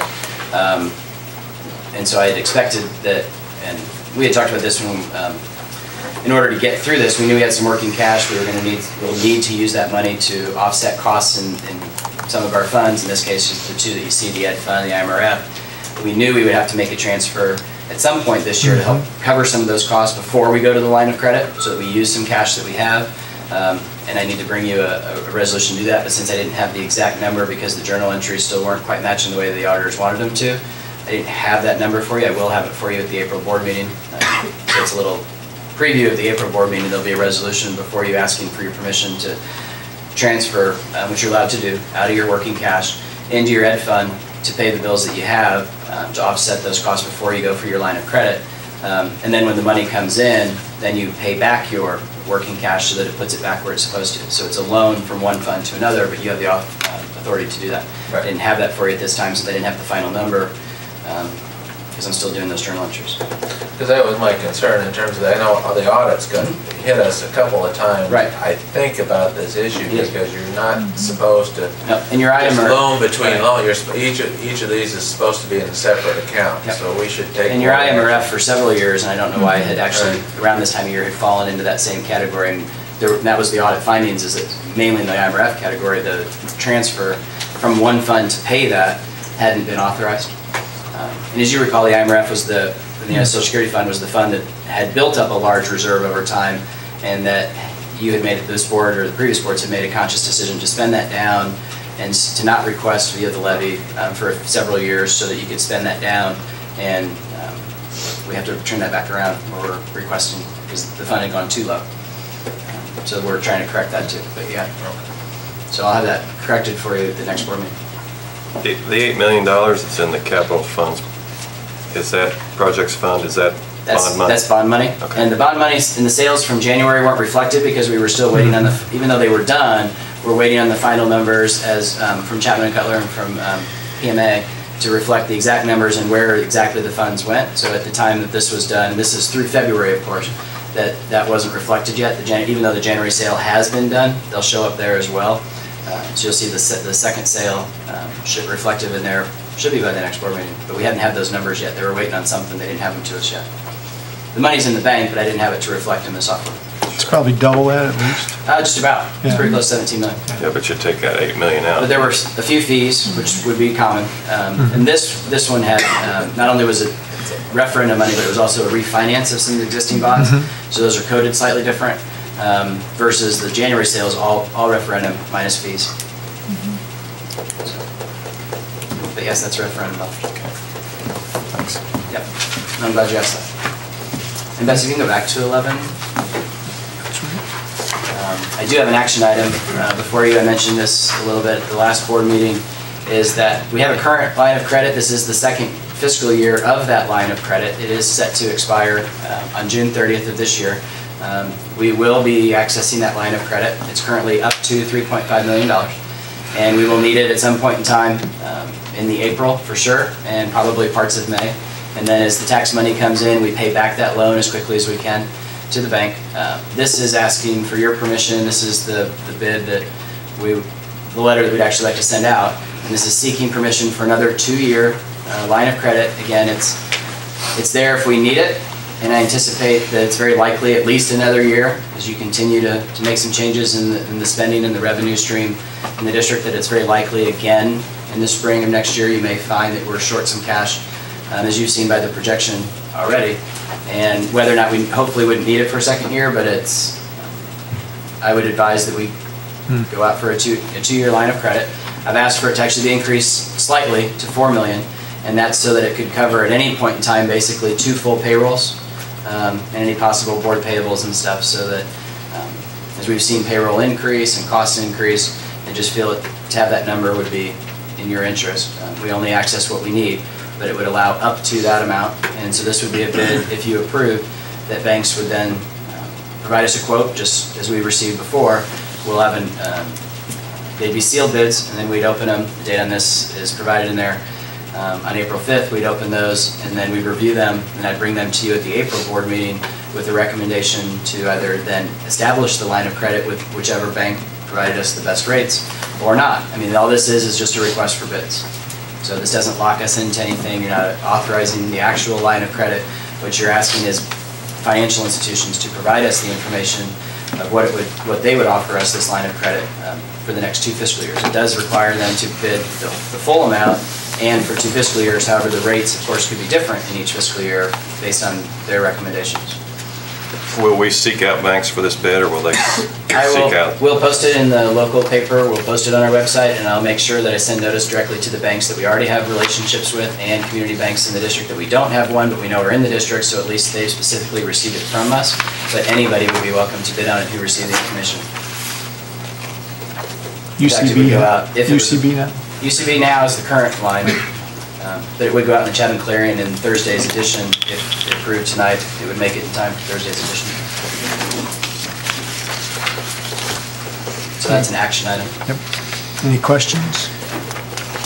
I have one question. Yeah. Can we move, I always have to look and go back and forth from 6 to 9 in these, is it possible to put the financials in the same area within the agenda, or do they need, is there a reason why they're 6 to 9, spaced out? we just usually do the treasurer's agenda. report and Yeah. consent, but that's the only reason. But they're back and forth. We can put them anywhere you would like them. Yeah, it's your meeting. We can put treasurer's report and Patrick's monthly presentation in the same, because all we do is just approve the treasurer's report at that Right. time then. Right. That's no problem. fine. And while Patrick, because And I agree, it does get a little cumbersome Yeah. if there's a lot of That's fine. questions, so, So we can have them listed in both places. For now, the attachment can be included in both. yeah. So That's not a, we'll start that you next can still month. maintain part of your Okay. consent agenda, and if you want to pull Okay. it out of there Yeah, or change absolutely. something, we can do that too. it's Okay. related. Whatever will Sure. work for you, we can do. Gotcha. We can do that. Anything else on the line of credit? Anything else, Patrick? On that. Okay. I need a motion then to approve the line of credit RFP, right? RFP, yep. To be issued in the amount of $4 million for FY 14 and 15 as presented by Mr. Murphy this evening. I'll make that motion. Thank you, Alan. A second, please. I'll have a second. Thank you, Lisa. Call the roll, please. Cobb? Yes. Riley? Yes. Cutter? Yes. Goodmeyer? Yes. Weitzel? Yes. Carter? Yes. Races? Yes. Okay, thank you. He's going to stay up there. I have the next one. Oh, you got the next one too? He does. Oh, I'm sorry. That's okay. I thought you just liked to stand up there. It was a Okay. very long, very detailed. very Administrative guidelines. Patrick? So this has been a work in progress for a while. This is an update to a previous administrative guidelines, if you will, that reference several different financial areas throughout the district. Provides guidance to the buildings on how to handle certain procedures. So takes what's in board policy and provides the step-by-step in some cases, or in absence of a board policy, this provides the direction on how we need things to be handled. And it, you can see basically by the table of contents, you don't need to scroll through all of the areas, but it's there for anyone's reading. These are the different areas we've either tweaked or added or further clarified the processes by which we want certain procedures to be handled specifically in the finance area throughout the district. If approved, we begin disseminating this out to the buildings and provided some training and updates on review of what it is, how we want to get this implemented. It'll mean some changes to some current practices, provide some better checks and balances, provide some better accountability, since we're continuing to grow, and we need to provide some description behind how to actually handle some of the processes. There will continue to always be something that probably needs to be added or tweaked to it, but we'd like this to at least get us through the end of the year, and then can continue to receive feedback from the buildings as they implement these. If there's ways they can continue to see improvements or changes, we'll always consider that. Well, I'd like to thank you, Patrick. It was very detailed. Lots of information in here. I kept thinking, I'm almost done. I'm almost done, and so. I feel like that too, that we were always working on it. I finally just said to Ms. Van Alstyne, here it is, and this is where we're at right now, and it's time to get it out there, and I think we could always be working on it. Right. And it will be updated regularly because, like, for example, the student fees are this year's fees currently, and so as they're changed, then, you know, Patrick can update those as well. But many of these are conversations that we have in cabinet meetings, and we always tell the principals to go forward after a cabinet meeting and explain, for example, that gift cards shouldn't be given to staff members. Since you were there anyway, go up a little bit more to the next page. So right there. We want to make sure that that we're sharing that information, but then it's distributed in a nice, succinct manner, such as this, because just relying on us saying this is how this should be used or shouldn't be used, we want to make sure that it's all written out. Since you were scrolling through there, it just caught my attention. This is an area on reimbursements, for example. We do send people to conferences, professional development meetings, not only in district, close by or throughout the state. And you recently this year approved some changes to the costs for meals, for example, that we would reimburse. And what's noted here in red is that now that we have the P cards and we have a way for an employee to travel, and we have fleet cars and those kinds of things that wouldn't necessarily need mileage. A note here is that employees wouldn't be expected to out-of-pocket their own meal expenses or things like that when they're traveling. They have a district card that they can use that goes straight into the district fund, so that we don't need to see an individual reimbursement back to a staff member, that they can simply check out one of their school cards and travel with that, and no matter how many of them are traveling, they can all use that card to make the purchases as they need to. So there wouldn't be any individual reimbursements that before P cards was very common. It isn't necessary. You're not asking anybody to upfront the money and then wait till a board to be reimbursed. This is a matter, so it's putting it in writing so that everyone's clear. That's just one example of stuff that's in there.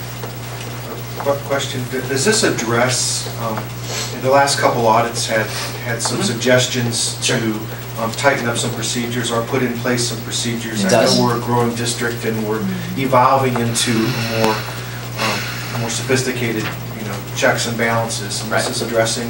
Yes. And I'll have for you, your next board meeting related to that is that we'll have a report from you from next meeting moving forward on those current findings, the status of them and where they're at, whether they're, I'll have an update for you, and you'll see a chart from them beginning with the next board meeting, so you'll know. And some of those were referenced, like the checks and balances or some of those. This will address some of those concerns. Have the auditors had any input into this, or have they looked at it? No, not in detail. I think we should ask them to have any input on checks and balances that they're reporting and auditing back on? Or do we get that input at the end of the year when they re-audit? Right.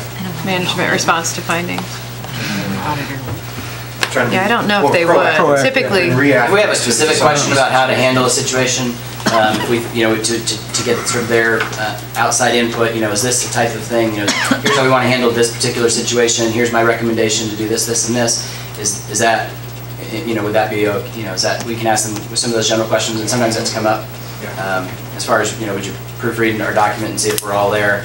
I don't think we're at that stage at this point, but it's to make sure that we've got this in place, the buildings all know what it is, who need to know, and then we can begin to implement and follow that. So, but occasionally there's a unique situation that arises and may not be specifically addressed in there. We'll present a plan, we'll discuss how the best way to account for it, make sure that the documentation is there, and then we might run that by the auditors and just say, here's what this particular one is, and are we on the right tracks? Does this look like it's something that if you were auditing us, it would likely be okay, or would you see an issue that you want to tweak this or whatever? And they've been good to respond and, might you try this, or yes, that looks correct. Right. Dr. Clark? Okay. I was gonna say, we give you the credit, because we know, the trouble with the audit is you get those audit findings, you're already halfway through the next year, so as you're making those corrections, some of those will turn up in the next year's audit, even though you've kind of addressed them kind of mid-year. We kind of understand this is a process that takes So I appreciate that, because we're going to see some of those same findings again next year, because as you said, due to the timing of it and just there's, the nature of it is, some of those had already occurred, but they're already fixed. But you may see that as a footnote or an auditor's note or something in there that while this is an audit finding, things are in place that correct. So you might see a note like that, but you may see it, some of them you may see again, because they take time to correct. Thank you. Anything else? Okay. Thanks, Patrick. All right then, no other questions? Need a motion to accept the recommendation of the administration to accept the revised administrative guidelines as set forth in the board packet tonight. I make that motion. Thank you, Linda. And a second, please? I'll second. Thank you, Rick. Call the roll, please. Carter. Yes. Kopp. Yes. Harley. Yes. Porter. Yes. Petermeyer. Yes. Weitzel. Yes. Graces. Yes. Next item, a couple of them here are items for different buildings. So first one is the approval of masonry restoration at Ball Elementary and GIS. Mr. We're Merck. recommending tonight that the DOE approve the masonry restoration at both Littlewood Intermediate and Ball Elementary. I believe over the past 5 years we demonstrated the need for those types of repairs. These repairs do fall under referendum dollars. Autobahn Company was the low bidder for both projects. Betsy, if you could open up that bid tab. You notice Autobahn at GIS came in at $61,675. The architect's estimate was $146,000. There's some reasons for that. The reasons are we've got some of the restoration being covered in the new portion of the building that's being built. Next, can you slide down to the next tab, please? At BES,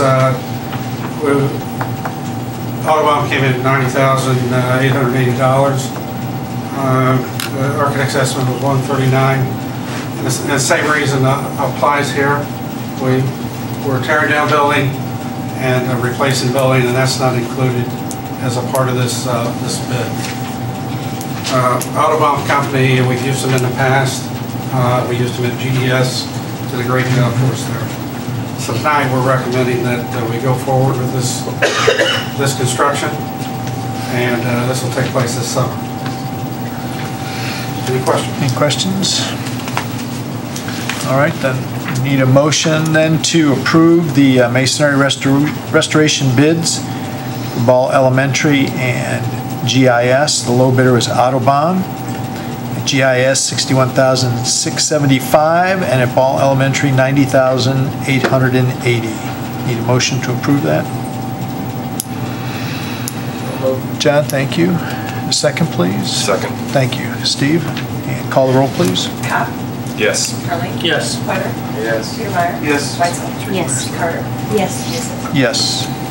Next, we have waste disposal bids, or bid. again?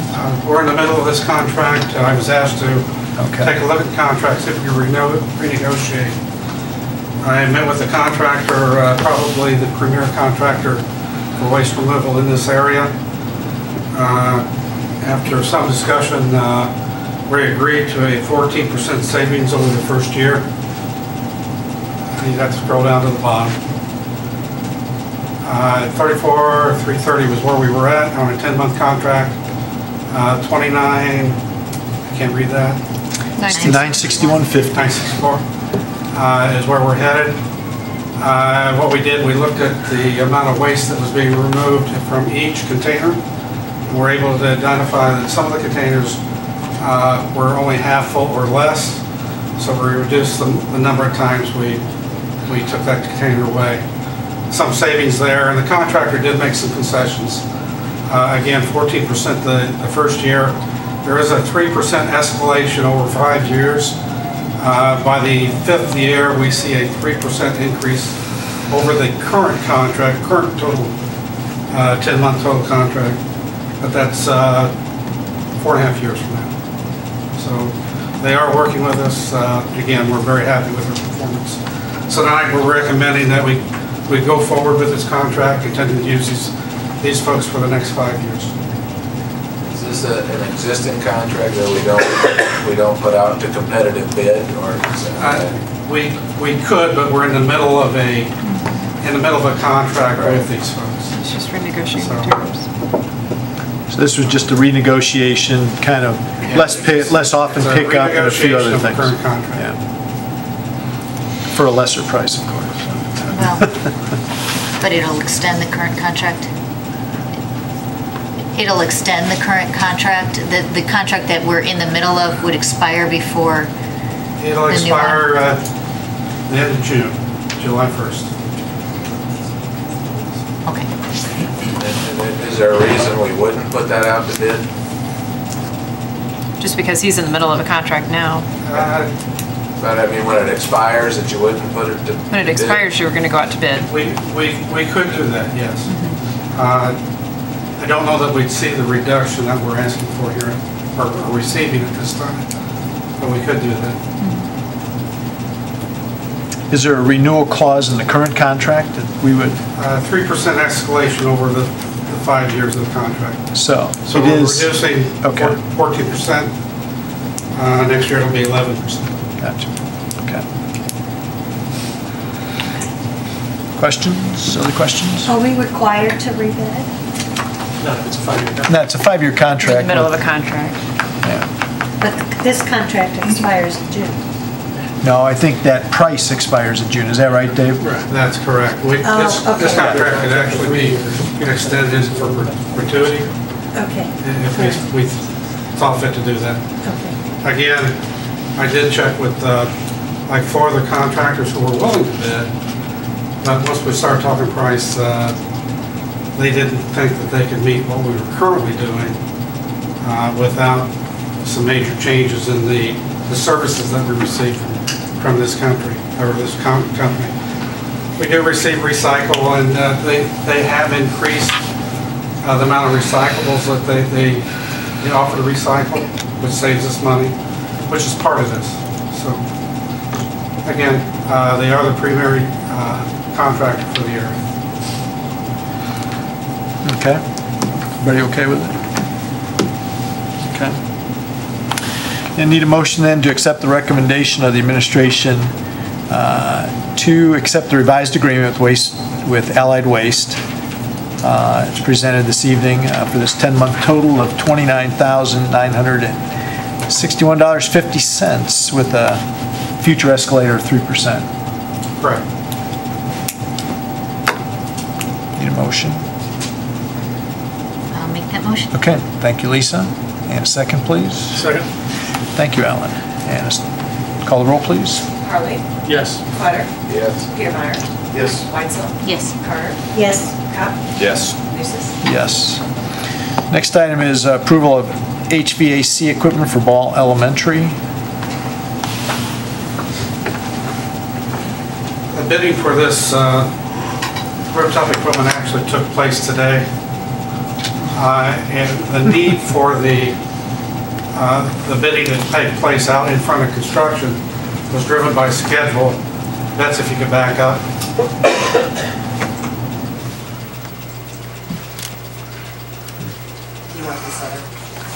That's it. I think it was in Anyway, the schedule for Ball Elementary is very tight. At this point in time, if we had not... It's on page 2 of that first one. Yeah, it's on page 2. There you go. I'm sorry, you said back up. Go forward. If we had not put this equipment out for bid at this time, and what this means is that the district is actually procuring the equipment out in front of contractors. Had we not done that, at the end of the summer, it would have left 4 days for our custodial staff to come in and clean the building. That's without delays. Not enough time to prepare for school. So what we did, we looked at the schedule when we made the decision to pre-purchase equipment. The reason for that, the equipment has a 12-week lead time. Had we waited till the end of May, it would have been the 1st of August or later before we got the equipment in hand, which meant we would push the schedule all the way out to 4 days before school starts, if all things lined up, for us to accomplish the task of getting the equipment on the roof and getting school ready for opening. So we looked at it and we said, you know what, it makes sense to go ahead and pre-purchase the equipment. Pre-purchase now, 12 weeks later, we're saying June 10th, we're expecting this equipment to be here, ready for the equipment to be set to the roof. Again, what that means to us is that we pre-purchase. Contractors aren't involved at this point in time. And we did go ahead and put it out for bid. Bids came in that we had one contractor who bid it, Thermal Mechanics out of Chesterfield, Missouri. We did ask for some very specific equipment, very high efficiency, high filtration rates. The bid came in at $255,000. The engineer's estimate was $326,400, which is not shown here as we bid this today at 2 o'clock. But there's considerable savings based on the engineer's original estimate. So what we're asking tonight is that we go ahead and accept this bid to pre-purchase equipment. Any questions? Was it expected that we'd only have one bidder? The equipment is very specific. We asked for equipment that'll talk to our existing VMS system, for instance. We asked for some very high efficiency to be garnered by this equipment. It had been on the street for 10 days. The only folks that came back were Thermal Mechanics. I did not receive another call or another bid. Have we worked with Thermal Mechanics before? We have in preparation for other projects. We've not used their equipment per se, but last summer I was invited down to St. Louis to go through 5 schools at that time to take a look at the equipment that they have to offer. All 5 schools had nothing but good things to say about them. The equipment themselves, been installed for 5 years or less, 0 callbacks. And that's ISO 9000. So I'm sold on the equipment. I'm sold on its ability to talk to our existing control systems, which is a sales point for me. More than anything, at this point in time, it did come in under the A&E's expectation for cost. Anything Any else? other questions? No? Okay. Need a motion then to accept the HVAC equipment bid for $255,000 from Thermal Mechanics to provide rooftop ventilation equipment, and the project number is 13-019C, as presented in your board packet tonight. Thank you, John. Second, please. I'll second. Thank you, Rick. Call the roll, please. Wetter? Yes. Petermeyer? Yes. Weitzel? Yes. Carter? Yes. Kopp? Yes. Harlan? Yes. Nucis? Yes. And next item is air conditioning modifications for the GHS offices, Office 1 and Office 2. Over the past 6 months, I've been asked to look at utility usage throughout all the buildings. One of these things we see at the high school is that the utility usage there is fairly high as compared to GMS, for instance. GMS, for instance, we're spending $20 an hour. At the high school, it's almost $50 an hour. So one of the things we wanted to look at is how do we reduce what we spend over the course of the summer. One of the things we saw was the admin area was driving the air conditioning for the summer. And maintaining that space meant that we're turning on 400 to 600 tons of cooling. And when we look at that, there's ways around that. So what we did, we looked at applying air conditioning specific to Office 1 and Office 2. What that means is that we're going to take a 6-ton air conditioner, which is not much larger than probably what's in your houses, and apply it to that space and reduce that load, by going from 600 tons to 6 tons. So in this case, we've selected some equipment, and Henson Robinson was the low bidder here. And tonight we're recommending Henson Robinson to install the equipment. They came in at $21,430. And this equipment is specific to Office 1 and Office 2. The dollars that we're using for procurement for this particular project, maintenance dollars, maintenance grant that we procured back in February, I believe it was. I'm sorry if it seems crazy to me, but it seems like it's a lot of money. I mean, how long will it take to recoup that amount of money in savings? For instance, right now we spend about $36,000 a month to operate that 600-ton chiller in June and July. Those are the two specific months that we're looking at. This system will pay for itself first month. So you're anticipating that the new bill, once this is installed, is going to be $4,000 or $5,000 a month? I'm sorry? How much do you think the bill would be with the new? Again, that's driven by building usage. Our plan now is to shut the air conditioner down everywhere but specific to Office 1, Office 2, Science Lab, chemical storage, and also in the computer server area. That's it. So in doing so, we're hoping to reduce our utilities by $20,000 to $25,000 a month. And Dave, that's part of the reason that you're doing these changes, and the chemical storage is coming up next, is so that you can only cool those areas that have to be, correct? Yeah, we want to be able to turn the big one off and use the little one. Reduce the load in that particular building. It's not just this building we're doing this in, but this has the most significant impact. Makes a lot of sense. Oh, yeah. And it's not without pain. We've talked a lot about changing our contracts, and, these types of changes haven't been without sacrifice because, for example, we're talking about moving some of our summer camps to other buildings because we can't cool, for example, the gymnasium at the high school. Summer school, camps, all of those things we're talking about moving because of this issue. So it's not without sacrifice, but... GHS is the biggest energy consumer that we have, and it's because of the way the systems are put together. You can't just turn on a small piece of equipment. You're going to turn on a 400 to 600 ton piece of equipment, and every time you do that, two things happen. You set a demand rate, and you set that for the month. That's about a third of your bill. Okay. The other thing you do is your utility usage. So depending on how long you've got that on. And in some cases, to prepare for a 2-hour meeting, you got to have the air conditioner on for 8 hours. So inherent with this building.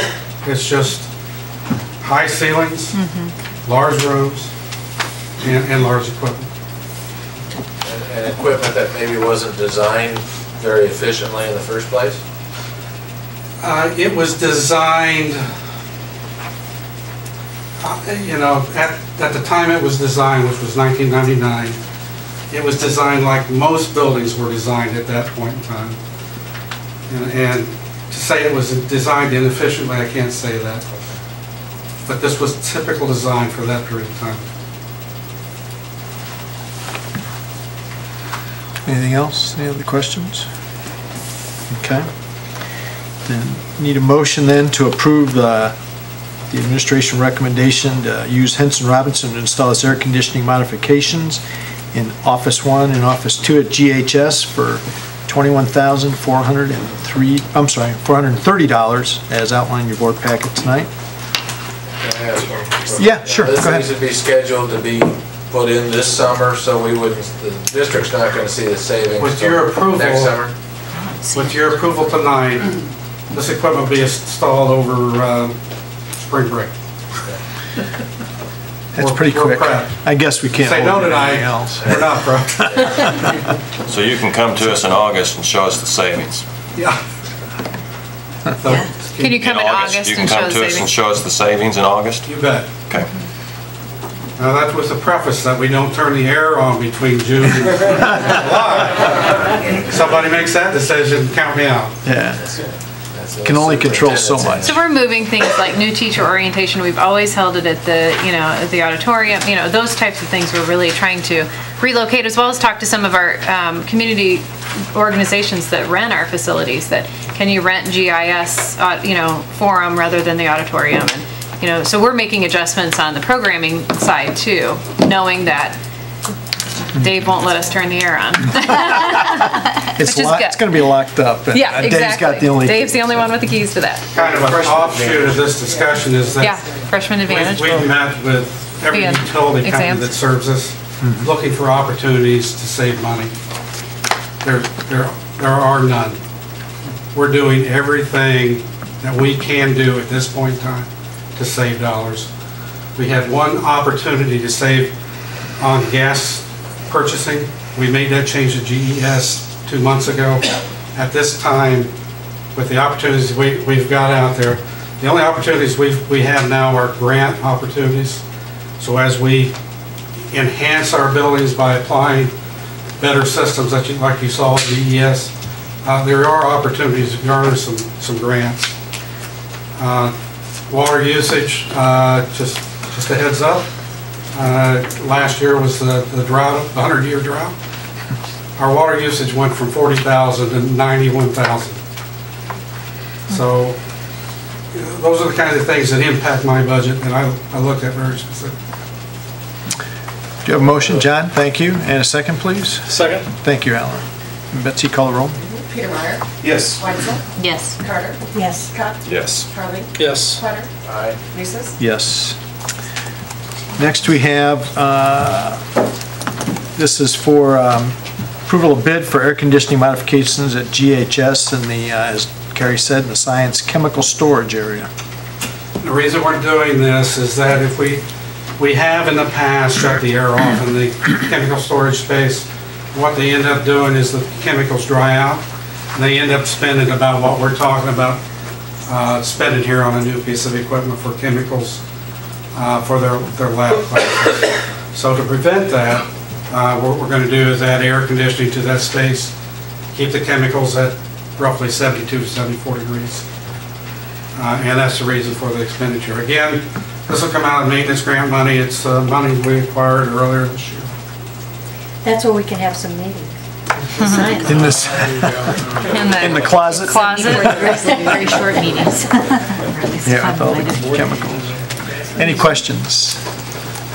Need a motion then to approve this recommendation to use Henson Robinson to install air conditioning modifications for the science chemical storage at GHS in response to energy reduction measures for $4,250.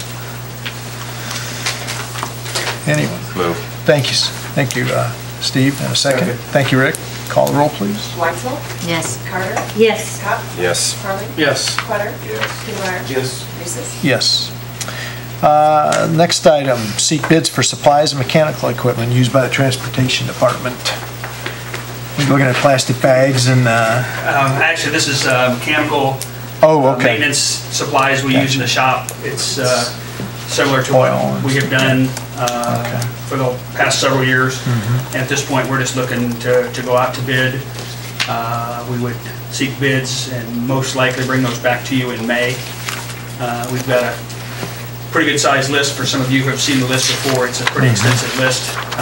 So we're going to give them some time to put their bids together, ask them to sharpen their pencils and, there you go. And see if we can't get some more folks involved in bidding.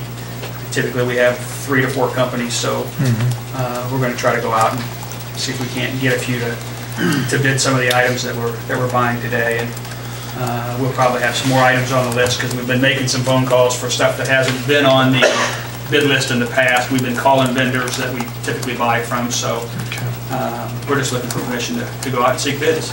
And I know that in the past, we've kind of consolidated the types of equipment that we buy so that we can cut down on the different number of spare parts and that different spare parts. For example, Caterpillar versus whatever and all that, right? We have tried to do that as best we can. As best you can. Unfortunately, when we bid buses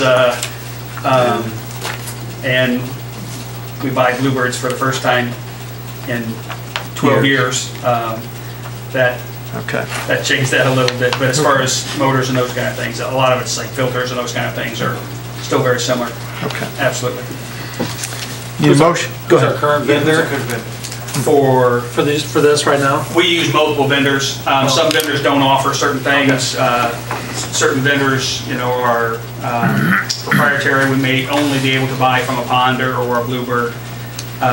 Sometimes they have local vendors who can supply those things. So we use multiple vendors. It won't be a single vendor. We usually just go out when we do our bid. We list.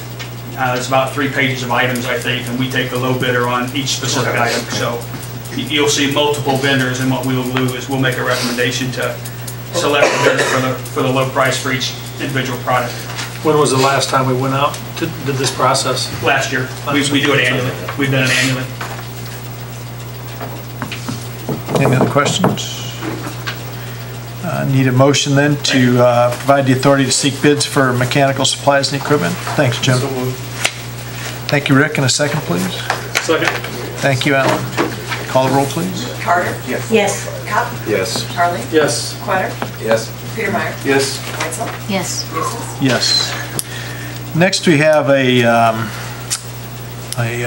MOU that you want to go through that? Yeah, okay. Absolutely. This is a memorandum of understanding that would be attached to our BCEA contract, our collective bargaining agreement.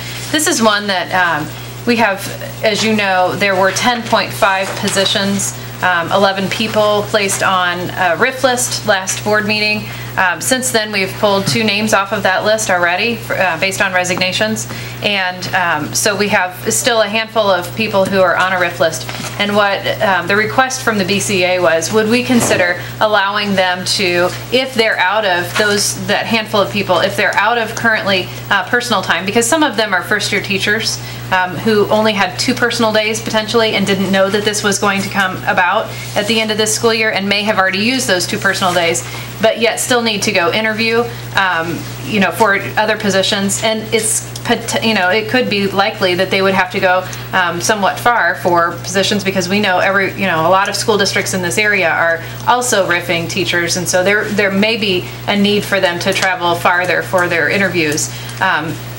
So at that point, then the BCA said to us, would we be willing to consider accommodating them and allowing them to use up to 2 personal days, up to 2 days of time off without docking them for that pay.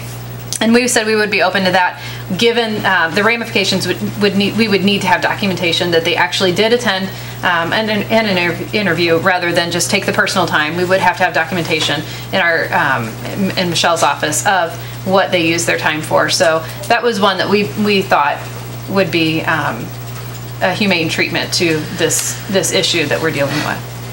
So we're just asking that we outlined it with, in collaboration with the BCA, and we just ask that you approve that so that we can approach that handful of teachers who might be looking for positions currently. So if we vote no, we're inhumane? Yes. It depends. You're I mean. have a question, Carrie.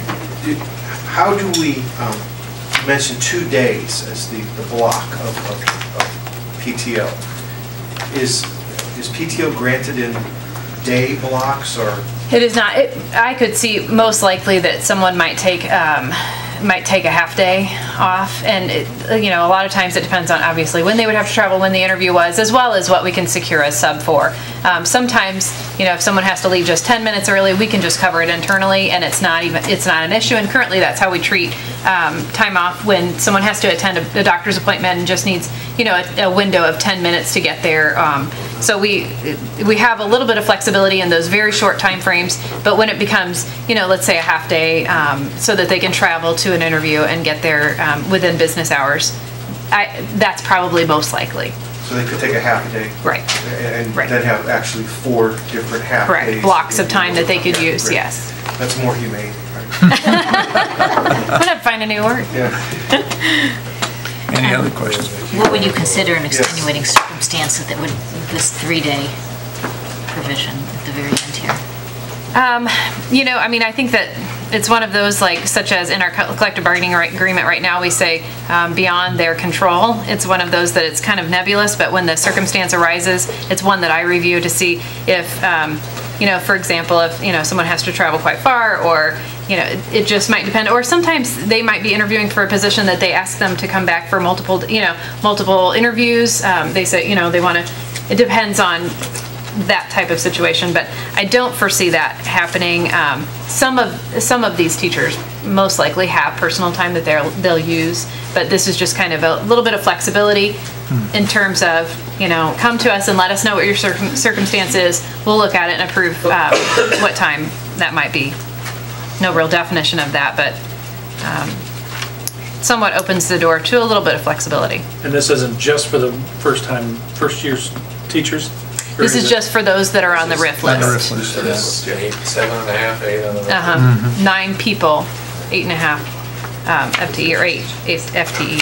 But no, 8 people, yes. 8.5 people.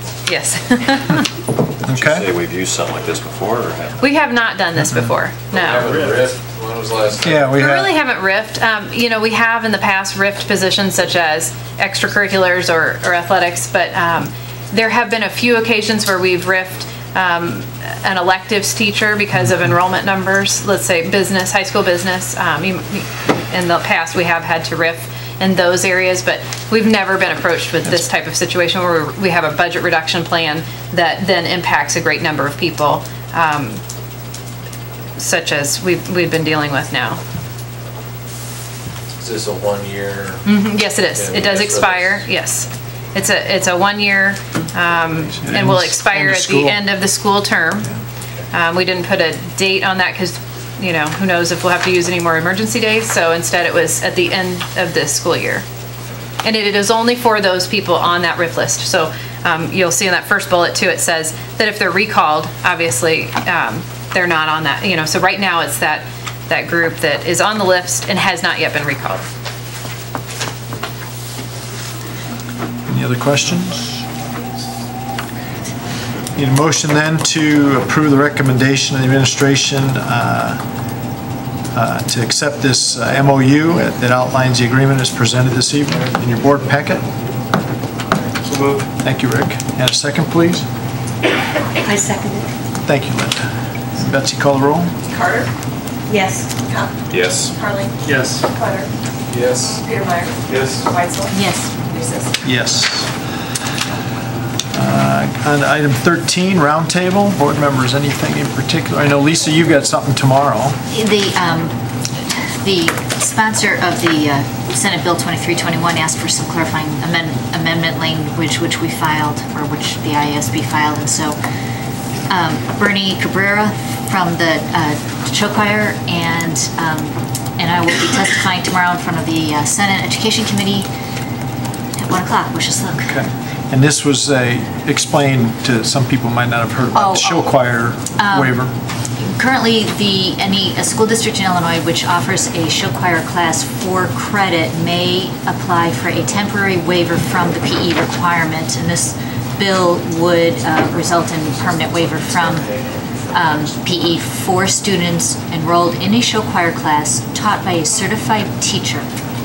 For credit. For credit, a permanent PE waiver. So, we'll see. Okay. Hopefully, yeah. Thank you. Yeah.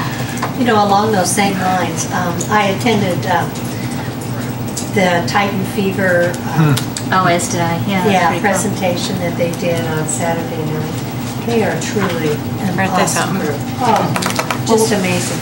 And the event that it was called, lots and lots of people there. The people I talked to who were volunteers for our school district said that it went very well. They had lots of volunteers, lots of people. And I think they already are planning next year's. They've already had confirmations of folks coming back. And as a result, I took the program and emailed other school districts in the program saying, you know, this is legislation. If you're not aware of it, you know, we have your support. One of the things the sponsor wanted to know was how many show choirs exist in Illinois, how many show choirs offer classes for credit, which is a little difficult to get. But anyway, I got some more people to sign on, another district to sign on to the legislation. So that was kind of nice. Yeah. Danville, who coincidentally was the winner of the show choir competitions. Kids are great. Okay. Anything else, board member? We know about this, but I have a feeling this may hang over for the next board. But again, this is our effort at kind of connecting our strategic vision and plan with our superintendent performance and district performance evaluation and hopefully aligning it with the teacher and administrative performance evaluation. And as these things come on the school board, I've decided they just take a while to try to kind of get going. But I encourage everybody to take a look at this and help hopefully keep this process moving. Well, I think the goal leaders, Mrs. Larson, are supposed to be contacting the goal members. Oh, yeah. Which would be Dr. Maddox and myself, I think, on our team to be doing the next step. She's been busy. Talk among yourselves. Yeah. After spring break. Oh, that's good. Thank you. Oh, that's right. That's coming up Friday. Friday. Yeah. Anything else?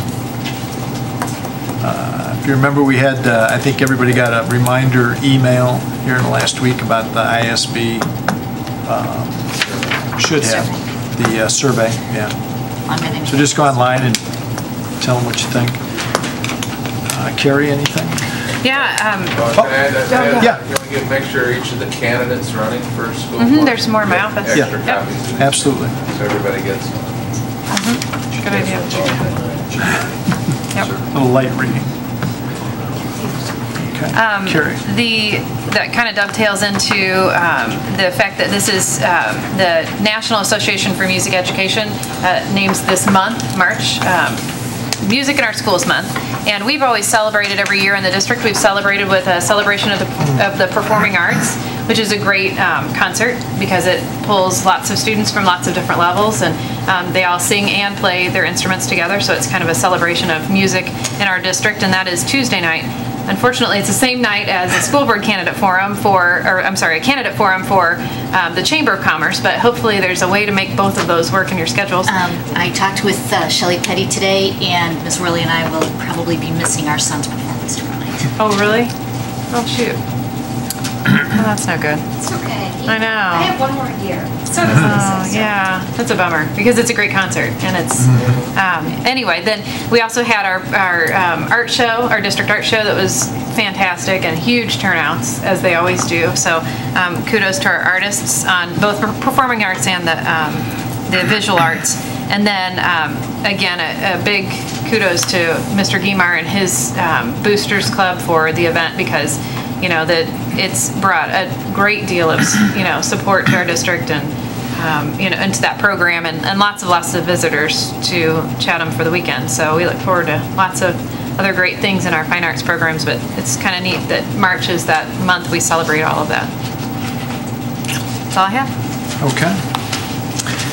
Future board meeting dates. Of course, April 9th is the election.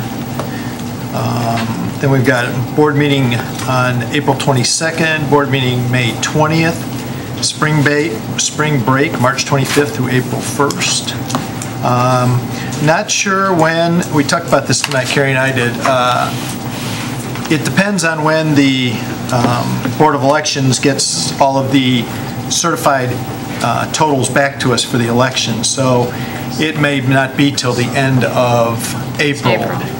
Probably could be up to 21 days, I think, after the election would put it the week after our board meeting in April. So not sure when that is, but whenever we know we're going to get it, or whenever they tell us we're going to get it, we'll schedule a meeting at that time. So anything else? Anybody? Okay. 13.4, this is the opportunity for visitors to address the school board concerning any topic. Anybody wish to come on up and... Are district employees allowed to address the board? Sure. Come on up to the podium, please. And anyone who sits through the whole meeting. And tell us your name and...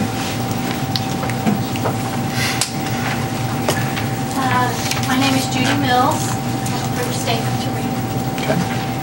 I have worked in the district since 2001, first as a SASID room aide for a year, and then as a district individual special needs aide.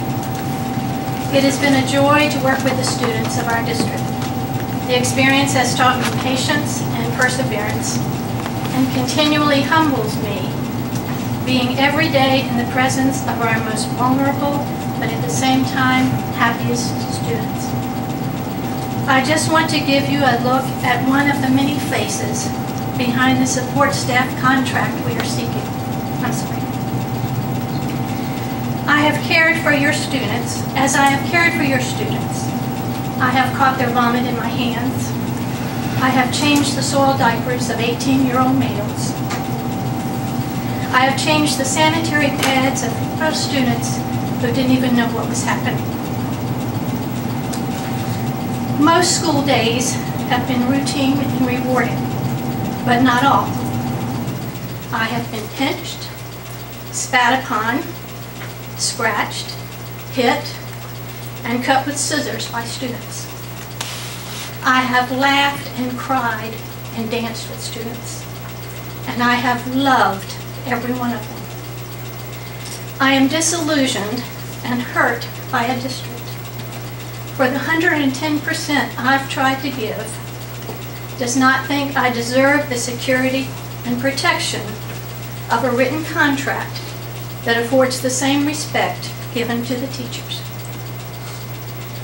We support staff have been made to feel we are at the bottom, but the reality is, the bottom is where the foundation is. All your support staff, the cooks, the kitchen staff, custodians, groundskeepers, bus drivers, hall monitors, secretaries, nurses, and aides do provide the foundation that enables everything to happen in this district. Thank you. Thank you very much. Anybody else wish to address the board this evening? Thanks, Yeah. Oh, Jeff, okay. Tell us who you are.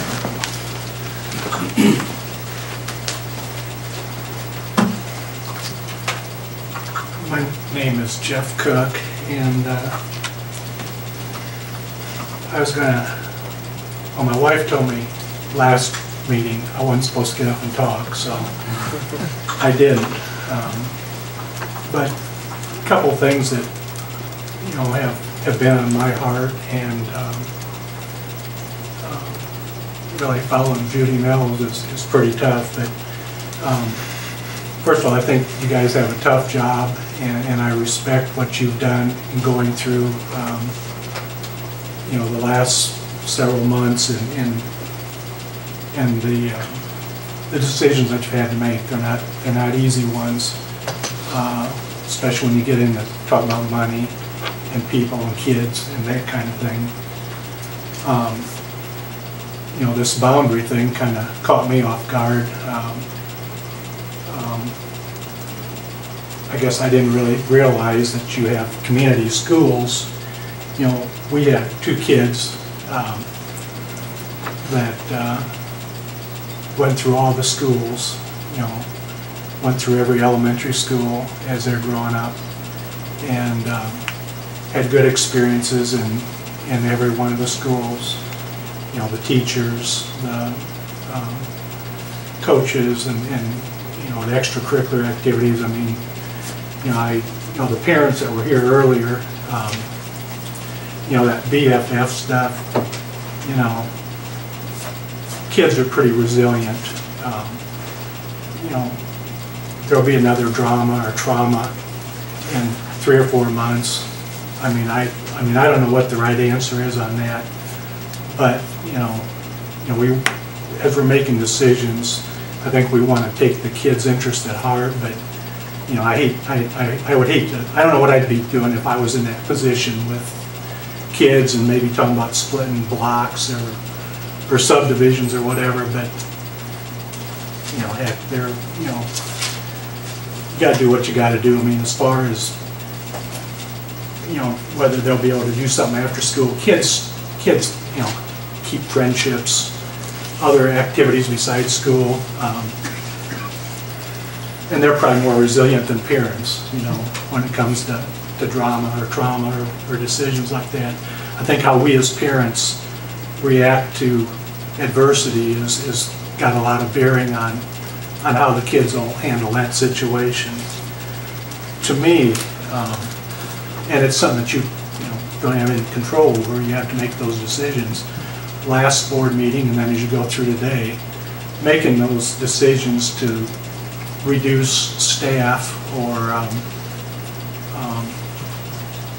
assistant coaches or all the extracurricular activity, to me that has more of an impact on my kids as far as their overall educational experience in going through school. We had, our kids took advantage of that.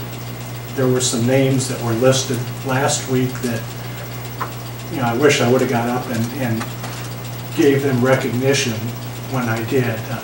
Sue Zartler, Mr. Coons, Max Willett had a big impact on our daughters growing up, and I think as a parent sitting out here, you know, Lisa talks about the show choir and all that stuff. There's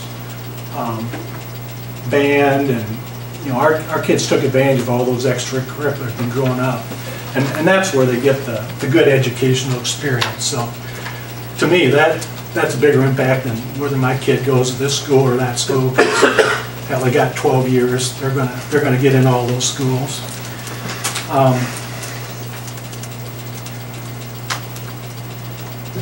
Now, my last couple years, my wife has been on the support staff team that's negotiating with the board to try to get a union going and to get representation and all that kind of stuff.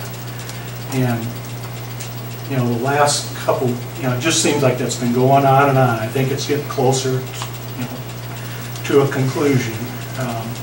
Judy, I thought, gave a really good, from the heart and from somebody that's down in the, you know, working on the front lines, what goes on from a special needs aid standpoint. And I don't know what all's been going on in negotiations. My perception has been that it's been fairly one-sided, you know. But you know, you're doing what you got to do. They do what they got to do. But I think there's a lot of professionals in the support staff, all the different groups that I hope you value that, and I hope the administrators do. And you know, hopefully that will come to a conclusion, and if that group is recognized as a union and as a resource, I hope you use them as a resource like you do the teacher association, because those are the people that really know what's going on in the classrooms on that kind of a work level. You know, We've got good administrators, and Carrie and her staff have done a good job in shepherding you through this budget crisis and all that type of thing, but you've got other good people out there on the front lines that I'm not sure are always being used as a good resource, so thanks. Thank you, Jeff. Thanks, Jeff. Anyone else would like to address the board this evening? Okay, thank you everybody for coming tonight. I need a motion to adjourn. Moved. Thank you, Steve. Thought we were going to stay for a while. Second, please. Thank you, John. All in favor, say aye. Aye. Opposed? Thanks.